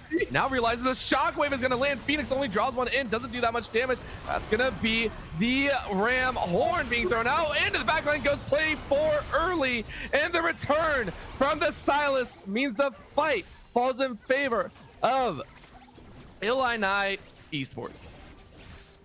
Lack of damage right now is showing a little bit. Players are the champions are more tanky than there is damage, and so there's only one person going down. The play for early doesn't want to give this up, is searching, but I think at this point you can just rotate to the Dragon here, leave one Dill with the Herald, and they'll be able to strip off all the plates, maybe even get the turret. The rest of you go for Dragon, stack those as fast as you can, because as you mentioned, this will be the first time this series both first Dragons have gone to the same team. It's rough time, but they have made it. And honestly, that fight, it felt like a little bit of a wet noodle, right? I think a lot of these players are sitting on 500, 600 gold. Some of them sitting on a little bit more. So what can you do is just pray that you can land it, right? And everyone, it feels like, is a little bit on edge, right? These are guys that are all playing in a high tense situation. So, you know, they're bound to either be a little bit trigger happy or be a little bit more reserved. It's been trigger happy. I feel like for both of these teams more than reserved here. I'm not really seeing the methodical setup, and now they are rotating the bot side up. Oink has already taken the bot side. No reason to be there. They're looking top, but they do have to be careful. This is a Renekton with Stride Breaker here, and sure, you've got a Blitzcrank, but play for early could actually just look to just punish, and they're calling for backup. Yeah, they are, except the wards are going to spot the reinforcements. So Oink and Blue Sky are able to pop down that top lane tower down to about 20% HP. They might stay, though. They say, hey, we see a little fight on our pink ward. Please don't take it. Play for early goes, all right, cool. Well, I'm staying then. This is looking very, yeah, that's actually 4 members going forward. Flash forward into the slice and dice and the stun. Oink actually gets away, but the Stormbringer underneath is going to secure it. Down goes the hook, and they draw Chillin right back in, but 5 members strong on the top side mean Illini are able to secure potentially their first tower of the game. trigger happy overall. That's definitely how these teams trend in a situation. And honestly, that's not a bad trait for players to have here. You'd rather see them willing to pull the trigger than scared to do so. They are now racing turrets, but that's an inner for an outer here. So despite seeing Oink go down there, Jebam's making good on this trade and didn't actually manage to get the turret. Yeah, wasn't able to, as Sylvan goes ahead and saves it for his squad. Illini finally showing a little bit of pressure out on that bottom side. So Jebam so far has been silently farming up, right? Level 11, able to counteract what exactly happened on the top side. So he is going to start dropping ornaments here very, very soon. 2 more levels before they start coming, but once they do, that skill is going to be nice. And while Renekton no longer skills atrociously, Renekton will never be able to match an Ornn in terms of skilling as well. So a little bit of the edge going to NEU. And while normally I think I favor the Jinx, we've seen Oink pilot this Tristana, and the Tristana is absolutely disgusting when they can get ahead here. So very, very even game. And for the next 5 to 10 minutes, I do feel like that's the most even point of the game, when only 1 ornament or no ornaments are quite in the game yet for the side of NEU. Gotta agree with you there, right? As soon as those start coming in, you're just like, well, this is kind of brutal. However, the one champion that can kind of contest that and kind of rival that is that Jinx, right? Known as a tank shredder, known as a champion that can simply just decimate health bars if given that chance at full build. Even without ornaments, is going to be dishing out a lot of damage. And keep in mind, Sylvan, there we go, starting to see that fleet footwork and building into that Aerofrost. So gonna be a little bit more utility heavy. For both of these teams, though, they are team fighting teams. So unless somebody just gets caught up, which we do see a lot in this series, Orbital, I am expecting kind of those big titanic team fights here where all 5 members are running at each other and a lot of people just trying to kill enemy ADCs as quick as you please. Yep, just go for the ADCs. That's your whole game plan. That's why a Blitzcrank is straight up in this game, right? That's your whole goal as a Blitzcrank. Grab either, I want to say, the Silas, but if you can, the Jinx. And like this could actually be it, but this is a bait. They do catch him. He's going to get dropped down, and that's just Oink going cool. Smell you later. Double hop out. Blue Sky says thank you. You loses a flash, but takes a life. One Dill is down 1 life. I guess, okay, I said that the teams are looking for team fights. I guess that's not true for Northeastern right now, because this time, hold up, bot side? Yeah, they're really not looking for team fights when they can just snipe a kill left and right, play for early. Even in the Dominus, can't do anything. Wunks takes the shutdown. Well played. You take out the Renekton here, and okay, so Wunks can continue to sort of punish the side lanes. Normally, yes, your Renekton can split push. Great, good. You should be able to beat out the Ornn in the 1v1, but it's never going to be a 1v1. There's always the threat of the Nocturne. And the Blitzcrank at this point, yes, you're looking for squishies, but I'm just remembering last game, you know, with the way Oink built, they were shredding Just Chilling really, really quickly as well. So I'm thinking now that even if you grab Just Chilling or play for early, you can just burst them down anyways. And this Blitzcrank pick suddenly becomes a lot scarier in my mind once we start seeing an Oink snowballing away here. So watch that happen as another rocket goes out. And I mean, one Dill's come close. I think there was one scare in game number 2 where we saw a potential steal come out, but the smite was a little bit stronger. Rift Herald again goes in the pocket, just chilling, but at some point it really feels like the Rift Heralds aren't doing as much as you would hope. No, not at all here. And the other problem is, where are you placing the Rift Heralds? It's mostly outer turrets at this point. So if you drop Herald, even as a distraction, it's not going to be the most efficient way to distract the team. Now, Baron is coming up in 30 seconds. I don't think either team's in a great position to take it. Dragon in 4.5 years seems to be the more likely focus. But till then, I don't expect to see a ton of action for these teams. There's really nothing to fight over, and they both have enough wave clear that it's kind of difficult to take these turrets unless one team can out-rotate the other. Well, if that's what it calls for, that's all it's going to be, or just repeat. This time possibly a little bit cleaner, as all the airball I spoke too soon. Jebam whiffs on the second charge of the ulti. They do punch down the damage, a little bit of a power fist forward, and Jebam goes, all right, cool. I got it. No worries. No one saw my ultimate. Well, the rotations kind of didn't pan out here, and it's going to cost them. There is a tax, because we talked about the Herald, Oh my gosh. That's just a straight up bear running at Oink, and Oink goes, all right, I wasn't expecting that.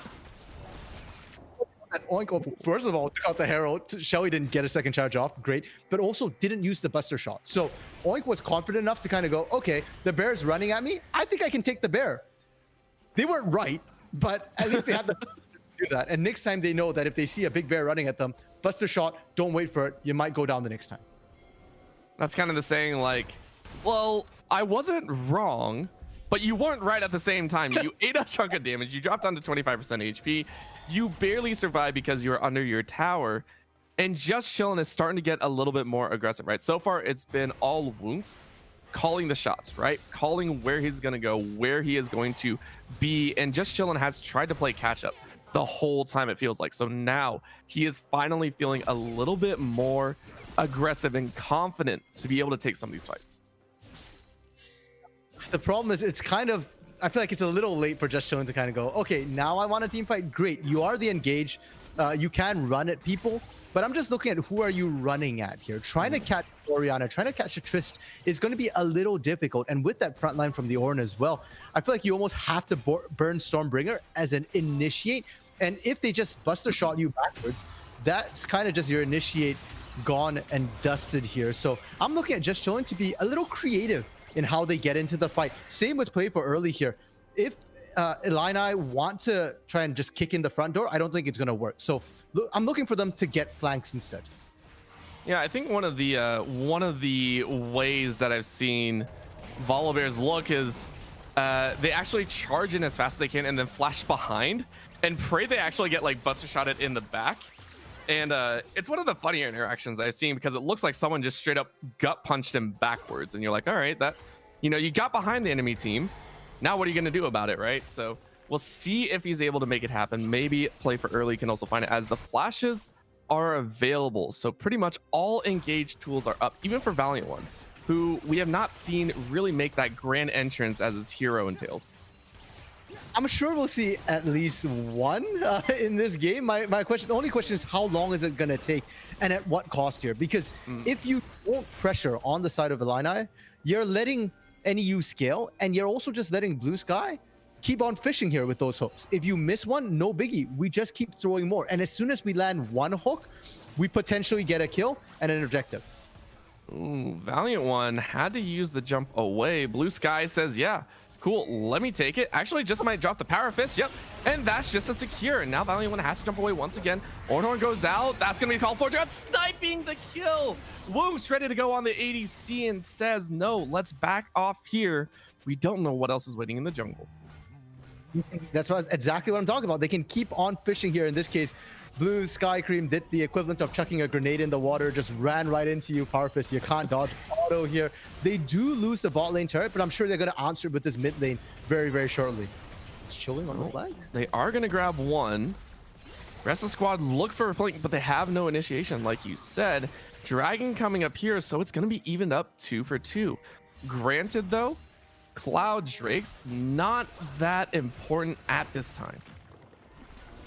Like it's just a free, another chance at initiating here. The team's gonna quit. Well, I'm gonna look. Everyone is healthy. Phoenix down to about 50% mana though, so that is going to kind of cut down how much they can. But that's the flea going forward. And again, Ornhorn goes out. They're gonna grab it from the Silence, and he is going to force Phoenix out. This might be the fight. NEU want to do it. Oh, actually, Illini, they go ahead, take out Oink, who didn't even have a chance to flash. That's a shockwave used to try and stall the fight, but it does not happen. 2 for 0 out of nowhere as Illini go ahead and grab control of the map. Orbital, you didn't think the Cloud Drake's that important, but how about Baron here? I think it's only slightly more important than a Rift Scuttle. Yeah, I think that's my take on it. You know, it's a later Rift Scuttle, right? Yeah, just totally. That, I mean, it's in the Rift Herald spot. The Herald. Yeah, it's just a powered up Herald. It's totally not a disgusting buff that if you get at 25 minutes, pretty much ensures at least 1 or 2 towers should fall. With the Jinx, we talked about it last game. Jinx can take turrets really quickly as well.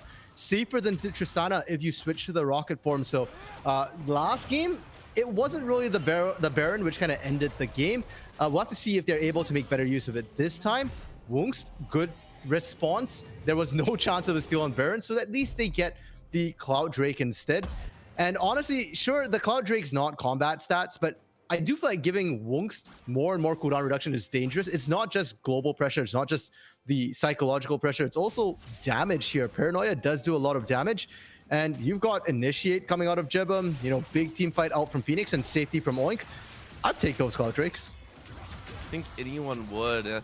You know, it's not straight damage, but it is just the tricky parts, right? More ultimates go down, more chances to do some damages. Yes, Jebum has missed 1 or 2 of the second shots, right? Yes, we saw some funny stuff, but the threat is very much there. 201 already upgraded. A few of the items you can already see. Forge Fire Crest plus the Wormfall and Sacrifice. So 2 on the board. Might be looking for 1 or 2 more. Jumps in, play for early. Didn't want that jump. Kills himself in the mid lane. For what? They bait out Sylvan's teleport because that is another big summoner down here, and they can just continue pushing up. I'm just looking without play for early. That's 1 big tank down. Just still looking for the flank, but I think if you go in at this point, you just get busted down. The rest of the team's not gonna be there to back you up, and Baron's been effectively stalled. There's only a minute 15 left, and with this push out, they're definitely not gonna be able to bring Baron to bear. Play for early may have made the mistake of the game. Walked into mid lane with 5 enemies there and just lets himself get hooked. He has got to be pinching himself right now.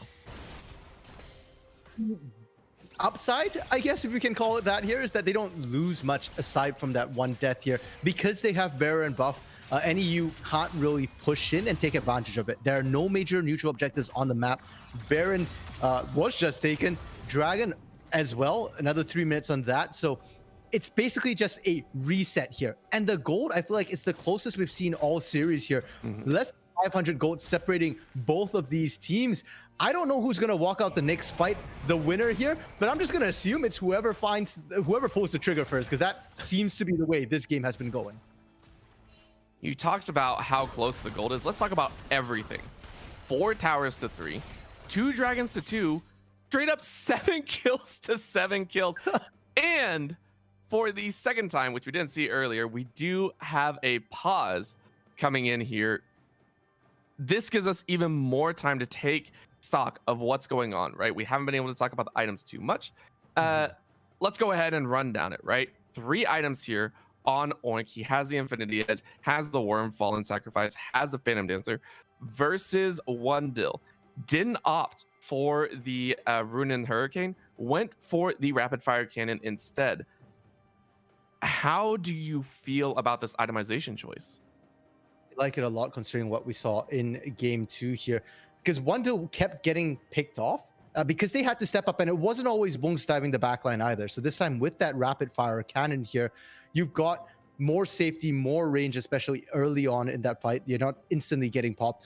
I don't mind the adaptation here, and with how everybody's going to clump together as well, should be a-okay. What's catching my eye, I feel like even more than these items, is the fact that now the Luden's Tempest for Phoenix has been upgraded. We're looking at an Eye of Luden, and we said the gold was kind of close, but each ornament is roughly about 1,000 gold, and I forgot to take that into account. So while the gold on the game screen looks even, in reality, we're actually seeing about a 2,500 gold difference here.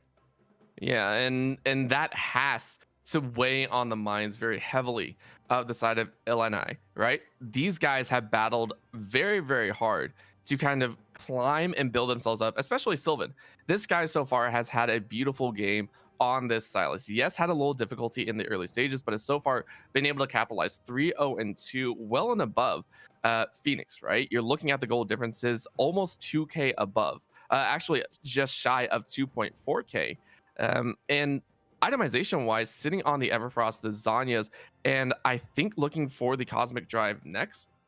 In terms of output and with how it's played, I mean, how does Sylvan, what angle is he looking for, especially with this kind of build? Right off the bat, bro, let me say I am so happy to see that Sylvan opted for the Everfrost and Zanya, because the straight AP build did not work out last time, and we're seeing I think, a lot more utility. Now, in terms of angle, where is Sylvan looking for here? I think for Play for Really, Just Chillin' and Sylvan, they all have the same sort of goal in mind, which is to cause havoc, to find a way to dive in the back. And Just Chillin', you were kind of saying, can just run in the front a little bit, maybe hop over, flash over, hope that the Buster Shot doesn't knock them away. That's great for them. But for Sylvan, you can't. You're looking for the flanks, and you're mobile enough to look for those walls, hop over. And if you can find Oink, like they did the last fight, the moment Oink is out of the fight, your fight gets so much easier. Like half of it is won right away, because Phoenix now is going to struggle. And sure, if you kill one Dill, but you trade Oink for one Dill, when you look at the remaining players here, I think Illini has a much scarier lineup with the Volibear, Renekton, and Silas, all of which can pump out lots of damage through the remaining team fight. And so we just talked about, Illini. Let's go ahead and flip the script, right? We take a look on the flip side. We've seen fantastic play from Blue Sky, Oink, Phoenix, Woongs, and Jebim. Yes, they have a lot of gold in their pocket, but this is far from having it in the bag. We just saw them lose a little bit of a team fight, have some complications. So I want to know from you, who needs to step up and make that impact? Is it still Blue Sky with these hooks, with these all-important grabs on certain characters? Or are we still looking for Jebim and Woongs at this point in the game to try and split, try and find that pick on their own while sacrificing potential pressure around global objectives? Looking at Phoenix here, Orbital. I know it's kind of odd, but Phoenix has not actually been a part of a lot of these team fights. 0, 0, and 1. So it's not like Phoenix is getting killed at the beginning of fights. Phoenix is just not there at the fights. So we're not seeing that Shockwave yield those huge dividends we're used to seeing, that Shockwave dissonance combo that's like, oh my goodness, 5-man Shockwave, team fight's over. Like, that's what I want to see from Phoenix here, because you've got the potential, you've got the tools. Jebim goes in, Woongs goes in, you've got these ball delivery systems for you to do that. And so you can tell that right now it's been the side of NEU winning fights without Phoenix even present. Now, with Phoenix added into the equation, they win one major team fight, they should be able to crack the game open, but Phoenix has to land that critical Shockwave. Yeah, Shockwave indeed. And I mean, keeping track of who has what Shockwave, because Sylvan so far has been on point in stealing a lot of those ultimates, right? Stealing key ones, grabbing the Call of the Forge God, grabbing that Shockwave, sometimes even grabbing the Paranoia, right? These are all key players, and maybe that's scaring them just a little bit. And it feels like it's causing a little bit of a rift, right? Like, play for early. I don't think I've ever seen someone kind of step forward like that and allow themselves to make such a crucial mistake. Does that show a little crack in the armor here? As we talked about hypotheticals, now we're talking about the real thing as we go back into game here. Do you think we're going to see even more of that, or do you think that was just like a one-time accident here? One time, they've already done that throughout the series as well. I feel like for both these teams, a lot of the players are stepping forward. We talked about the fact that these are players who, under pressure, they're not scared. If anything, they're kind of trigger happy here. So I have very little doubt that we might continue to see slightly over aggressive plays come through. And so far, it's been mostly NEU punishing Illini for doing that, also because they're the ones with the Blitzcrank. But I think, I'd like to see Illini kind of punish some of the aggressive positioning as well. Jebim split pushing on the side, look for that fight. Sure, 1v1 you lose that, but I think 2v2, they can actually take some of these fights. Yeah, that is an opportunity to have, as Wendell goes ahead and collects the red buff for himself. He's even working towards that Infinity Edge, trailing just a little bit further behind. Bot lane about to get collapsed on by 3. Woongs was ready to go. We've seen it time and time again. This time it's 2-on-2 is the potential count. Dragon, though, in a minute 30. All important, because that will be whoever gets it being on soul point. I believe they got out there. Just showing it. You called that a 2v2 orbital. I was looking at a 2v5. Like, everything was around and could potentially have a collapse here. I was kind of a little bit of part of me was hoping to pop the Scryer's Bloom and trigger a massive chase, and that we'd see the Renekton and the Silas, I'm sorry, not Renekton, the Volibear and the Silas trying their best to pull off the Great Escape. But sadly, we don't see it. Instead, we're probably just going to see a setup for the next big fight here. Dragon in a minute. It's not soul point yet, so potentially if a team doesn't get there in time to set up, I almost want to see whichever team is late to the setup just walk away rather than trying to walk into a blind ambush. That would take a lot of self-control, I think, at this point, right? Because that's almost counterintuitive to everything we talked about up to this point about these teams, right? Fight over everything, be trigger happy, go for that big play.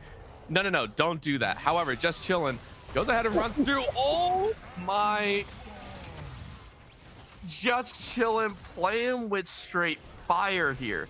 Has to burn the Stormbringer, and that has to signal a retreat from this dragon.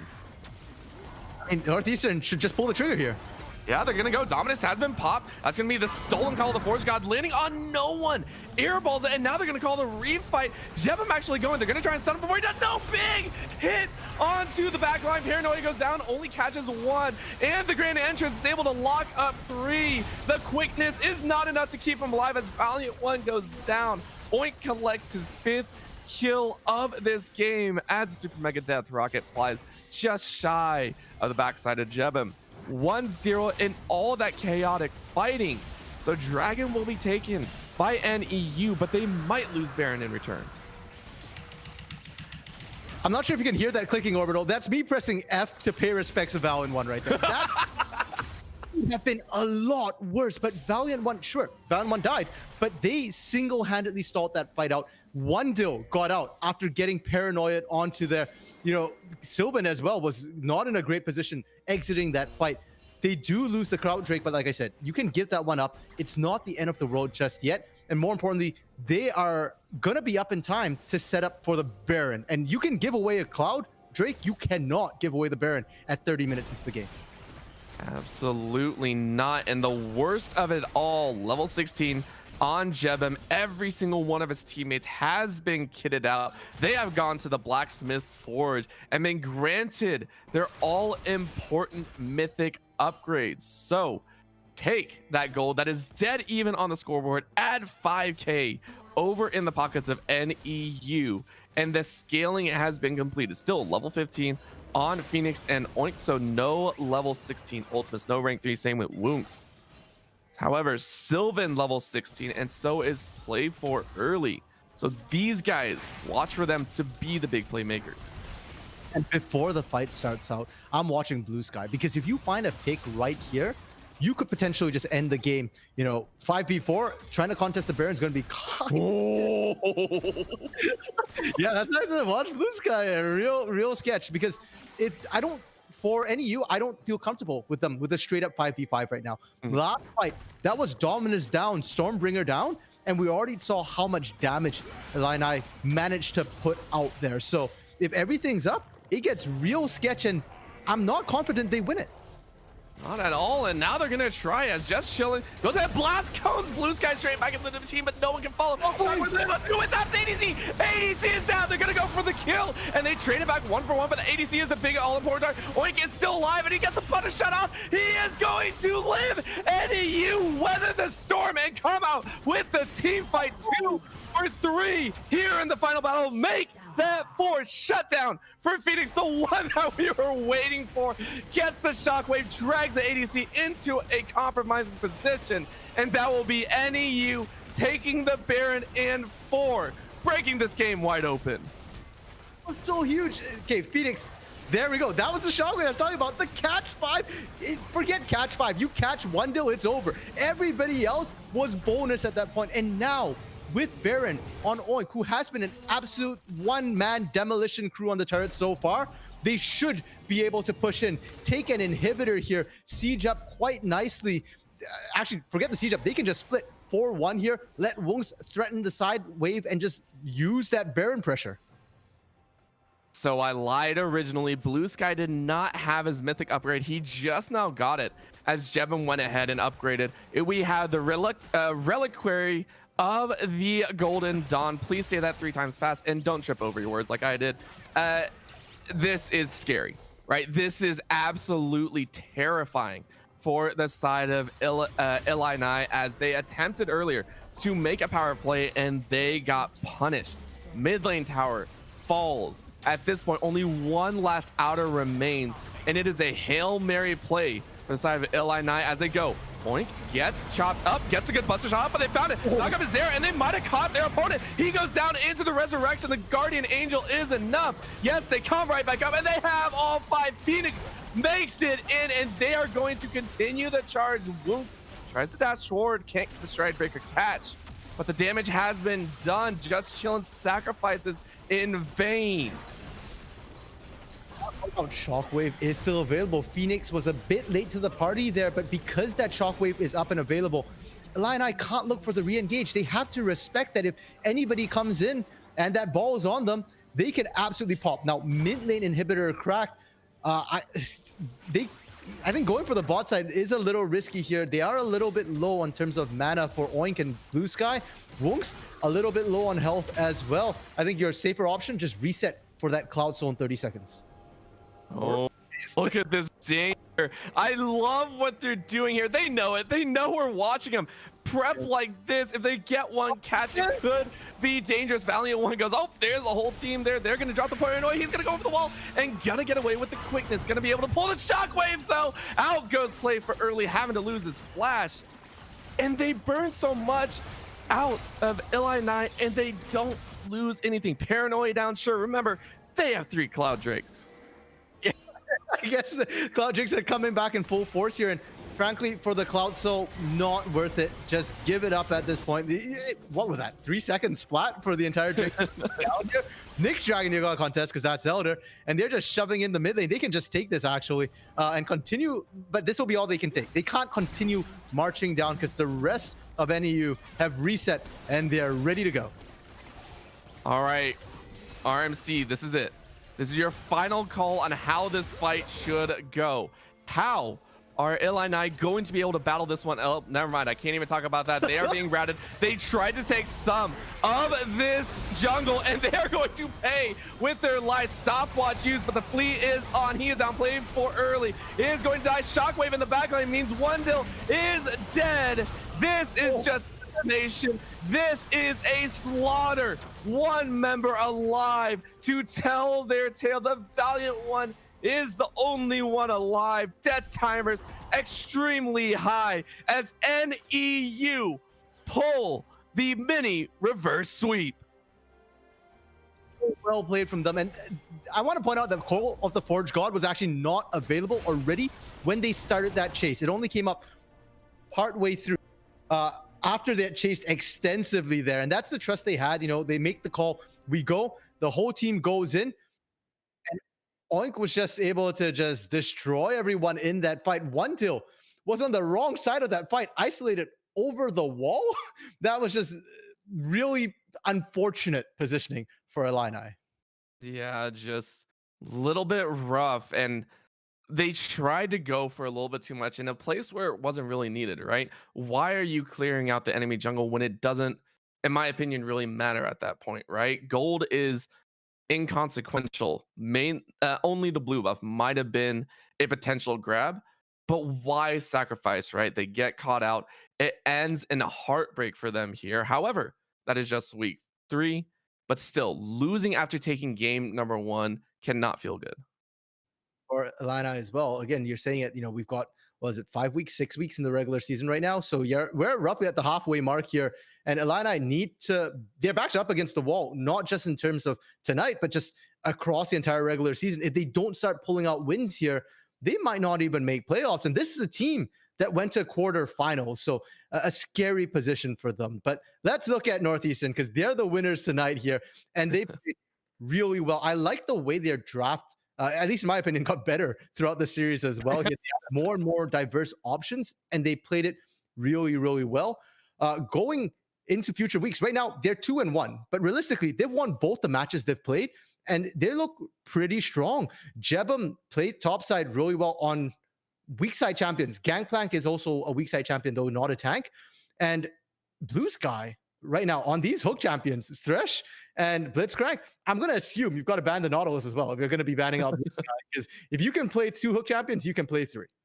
Yeah, she has been a rock for them in the bottom side, and you saw the respect coming out in that third game, right? The Thresh being banned away, not allowed to be able to use that utility to such a strong advantage.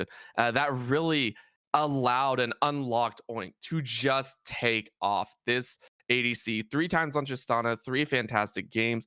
Everyone across the board played so well. So taking a look forward, I want to ask you, in this game for Northeastern University Esports. Who is a player that you want to keep your eyes on and that we should probably keep our eyes on for the remainder of the season and possibly moving into playoffs? Gonna have to give MVP of this to Oink for now for NEU, and people have to watch that because tonight we didn't even see their skill on other champions. We just saw Tristana all the way through, but in every single game, win or lose, Oink popped off, and Oink was the critical target here. We kept saying, "Oh, watch the Jinx. If Jinx lives, they win." But I guess we should have been looking more at Oink. If Oink lives, they win. Just KDA wise and just the priority that the team gave 17,000 gold in that last game. And even taking a look at that damage skyrocketing above, just peaking over 30,000 damage total in that game. So fantastic job. That is going to be Oink being our MVP of this series. And they will move to 2-1, solidifying their chances at a second place finish. Again, Illini sitting at 0-3, and I do believe, unfortunately, if they lose their next series, they will be completely out of playoffs positioning. So, a lot of weight on their shoulders for next week, but that is going to wrap it up here at the NLSS for the Upsurge Minor League. My name is Daniel Orbital Lee here with Random Minion Caster. We have been your broadcasters, and we will be for the remainder of the season as well. Thank you so much for tuning in, and have a fantastic evening.